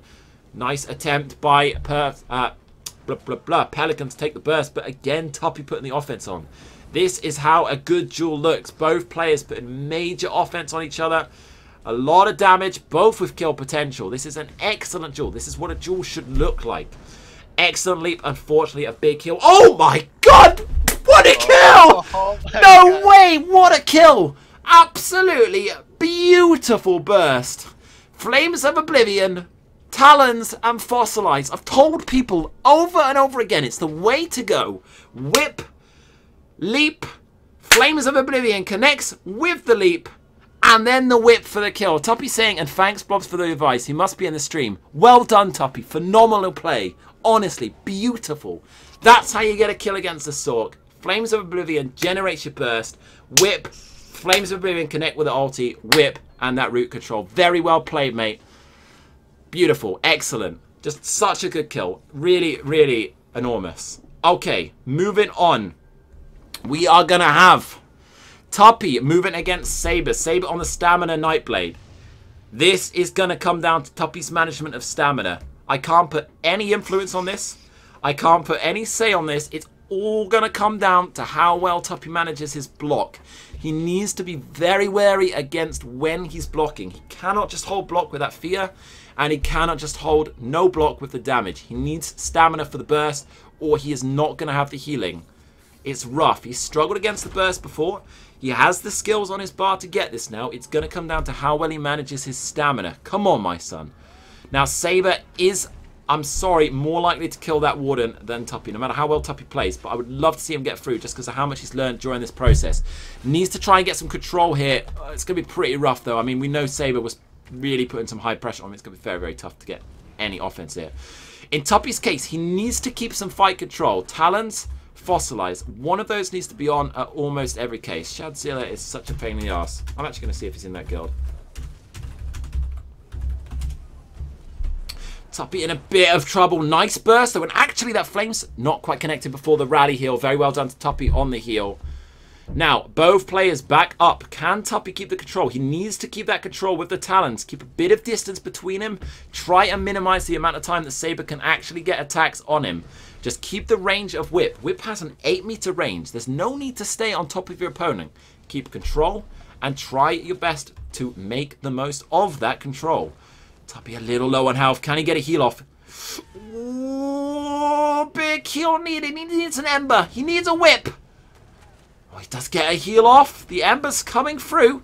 He's still in this. Does get a leap off now. I need to see him get some talons in. I think he's in trouble here. That is not a good time to take offense from Saber. Saber playing this beautifully now with the pressure. Nice defense by Tuppy, but I think he's in big, big trouble. Great wing use. Honestly, beautiful. Tuppy going down. Very well done to Tuppy. It was rough. Very well tried there, Tuppy. I mean, it's a tough matchup. Saber was playing beautifully there. I think it almost comes down to the build at that point. What a turnout by Tuppy. Yeah, my player of the tournament. Definitely my player of the tournament. The way he learned through that tournament as well with the way he played. Really beautiful to see. Excellent. So, final will again be Saber against Cody. Cody definitely the upper hand here. Both of the players are very, very experienced. Cody without a doubt on the strongest class in the game right now. I have no idea how to compare these guys on skill. I don't have that much knowledge about either. Could we get actually a round of applause in the chat, guys, for Tuppy? Because that was beautiful. Honestly, the learning curve there, very, very quick. Learning the Flames of Oblivion timing is no easy deal. It was really excellent play. This fight could be interesting. Can... Oh.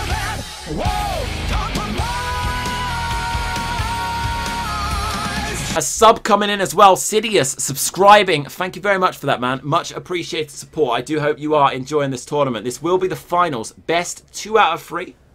Tuppy, well done, man. Very, very impressive, dude. Very excellent progression. Exactly like Anthem said. Really phenomenal.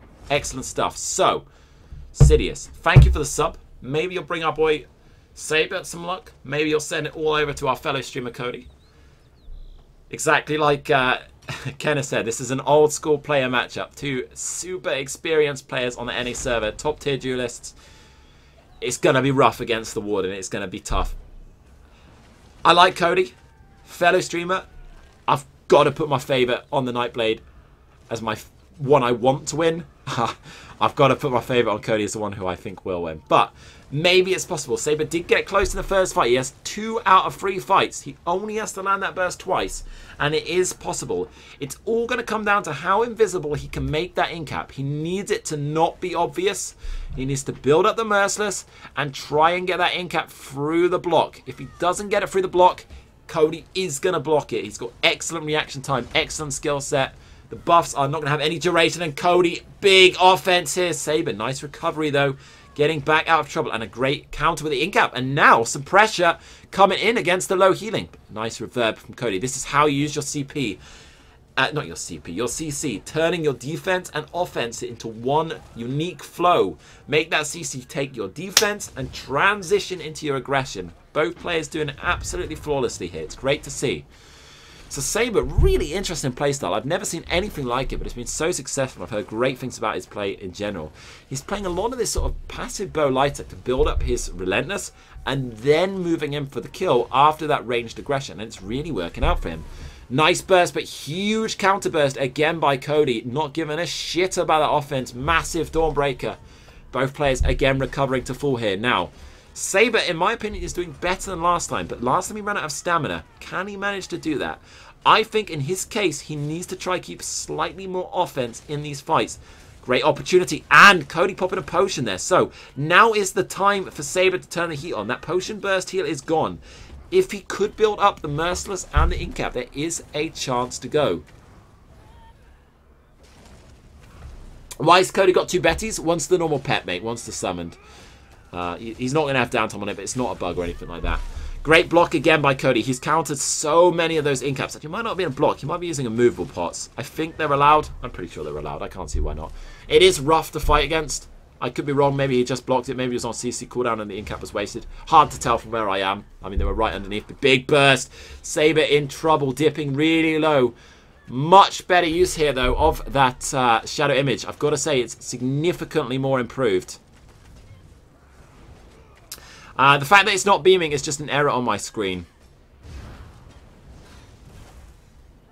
Ooh, Saber, excellent block from Saber now on the ulti. But I think Saber's going to be fairly low on stamina here. He's not really had control in a little while. Comes in with a crit rush. Gets CC'd, another great counter. Gets the Incap in. Cody using that roll dodge very effectively. Nice bit of burst coming from Saber, putting a nice amount of pressure on. Very difficult to get a water down, though. Very, very difficult to get them down.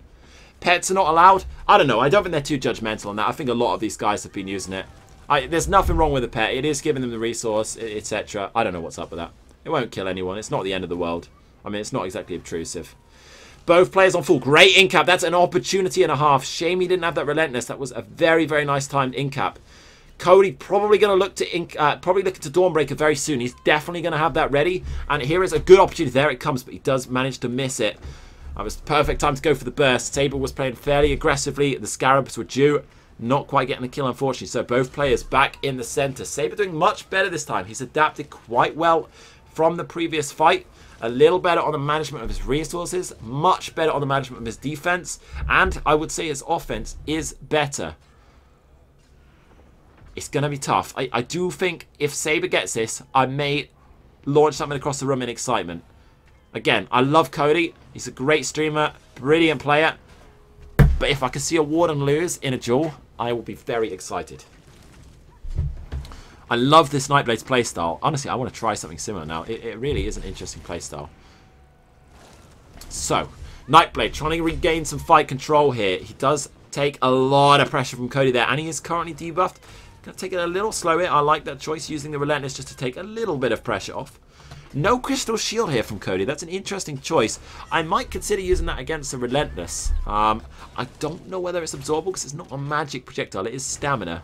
I would have to test that. I'm sure he'll know better than me, and I'm sure he would have used it if it is viable here. I mean, I doubt he's changed any skills. I could be wrong. Who knows? Now, Nightblade moving back in for some pressure, casting that fear a little more effectively this time, I would say, and trying to stay a bit more close and personal with Cody. Cody obviously going to have the slight movement advantage with all of that movement speed buffs he's going to be using. The Nightblade needs to try and make the most of time when he is close, especially with his snare control. Both players fairly low, fairly high on health. Both players a little slow, taking their time here. The really difficult thing in a duel scenario, this is something that I have never found a solution to, is stamina versus stamina. It's extremely hard to stop the heavy attacks coming in. When you're as tanky as both these players, it's very, very difficult to stop those heavy attacks getting the resource sustain. If you block one, the next already nearly arriving, and you can't really do anything. Scar, I'm sorry. I'm completely emotionally attached to this. Have you got anything to say? I have nothing to say, man. We're just watching the Battle of the Giants right here. It really is good, isn't it? Ooh, great opportunity. Yeah, two top players here, and it's just hard to say what's going to go. We just got to remember that even if Saber wins this one, he's going to have to fight him again. Absolutely, and he's got to manage to get it through there again. Was that funnel health? Interesting. So actually that's a really cool choice. Something I've considered using in the past but never quite got around to. He's using funnel health on his 2 bar. And the reason he's using that is for the minor vitality. Just to up that rally heal, that chunk. 8% healing is not messing about. It's a good chunk of healing. I'm not entirely sure why he cast it. It might have been a mistake. But as a skill passively, it's a cool one to take. Definitely has its reason and definitely has its place. They've got to get it twice. There will be a kill here. This is going to be a tough fight. It's going to be a good fight. Both players now full. So, great CC. If there's ever a representation of how to time your CCs, how to move around your burst, this is the fight to watch it. Both of these players are having almost no downtime on their buffs. They're waiting for their CCs at just the right opportunity on defense to surprise their opponent and move into offense for the kill. Not baiting as such, but waiting for the perfect time to do it. Again, you see that funnel health. I'm so confused why he casts that. Maybe he's running some strange hybrid. I don't know. I'm probably just the weird one here. But he's definitely there for minor vitality. That's the reason he's got it on there. Saber now building up for that relentless. The one difficulty that does have is the sustained pressure is a little bit low. I wonder if he's got a solution around that. But with the bleeds coming up, with the dot from the injection, with the crit rush, and with the axe, there is a chance to build up a decent amount of pressure. Now, he's a little low here. Can Cody get a Dawnbreaker? He does. Saber in big, big trouble. Great use of the image. What a kite. Saber again pretty low. I think Cody's going to go for this here. Incap aside, debuff aside, Saber is in dire straits. In Cody's position, I would go full nuke now. I would not let this onslaught off for 1 second. As long as he's down even under 70% in Cody's position, you know that Saber is struggling on those resources. If he gets an ulti, this is game, set, and match. And there it is. Beautiful gameplay by Cody. Look at him. Gets the kill. But there is one more fight to go. It is not over yet. There's going to be another one here. He replaced Shimmering with Birds. Okay. I guess that makes sense to a point. They're going to fight one more time. It is best 2 out of 3. Well done to both opponents. I think Saber did phenomenally considering the class matchup that he is in here. Well done, of course, to Cody. I mean, almost every one of those skills went almost as expected. I think I called 4 out of 4 ultis there. So, go Tom. If anything else, I got it right. Yeah, I mean, Cody didn't make a single mistake there. So, it's hard to floor him, really. But to be honest, I mean, Saber didn't really. Outside of losing the offense slightly, and that's almost a class-related issue, it's not really any issue. Like, both of them played very, very well. So, I think they're going to fight one more time. There was a bit of debate as to whether they do it, but Saber is up for it. So, here we go. Round 2. If Saber can somehow pull this out the bag, they will move on to a final decider. It's going to be tough. Cody is currently 1-0 up for anyone just tuning in. Cody is definitely on the upper hand already in this fight. A humongous burst coming. And to be honest, if his Dawnbreaker is ready, this could be a very quick ending to a fight. Dawnbreaker bleeding through. Saber doing very well. He's in big shits. Oh, good fear. He is in major struggles. This is over. I'm sorry. I just can't see Saber recovering. Good game. Wonderful CC play by Cody. It was a good tournament. There were certain players there very tanky. Cody does take the win. Well done to Cody. Excellent play by Saber. I mean, it's very, very difficult to get past that. It's very difficult to get past the Warden in general. Cody, an exceptional player on the Warden. It's difficult to get through that. Well done to everyone involved. Obviously, again, guys, keep in mind, anyone watching this on YouTube or stream right now, there is a huge mixture of skilled. There are players who are brand new. There are players who are super experienced. It's great to see them all getting involved. The different builds. There are some custom dual builds. There are some not. I doubt Cody says, I'm pretty sure he's using his open world, which I like to see. Happy days. Yeah, brilliant play by everyone involved, especially in the later rounds. Some really nice fights.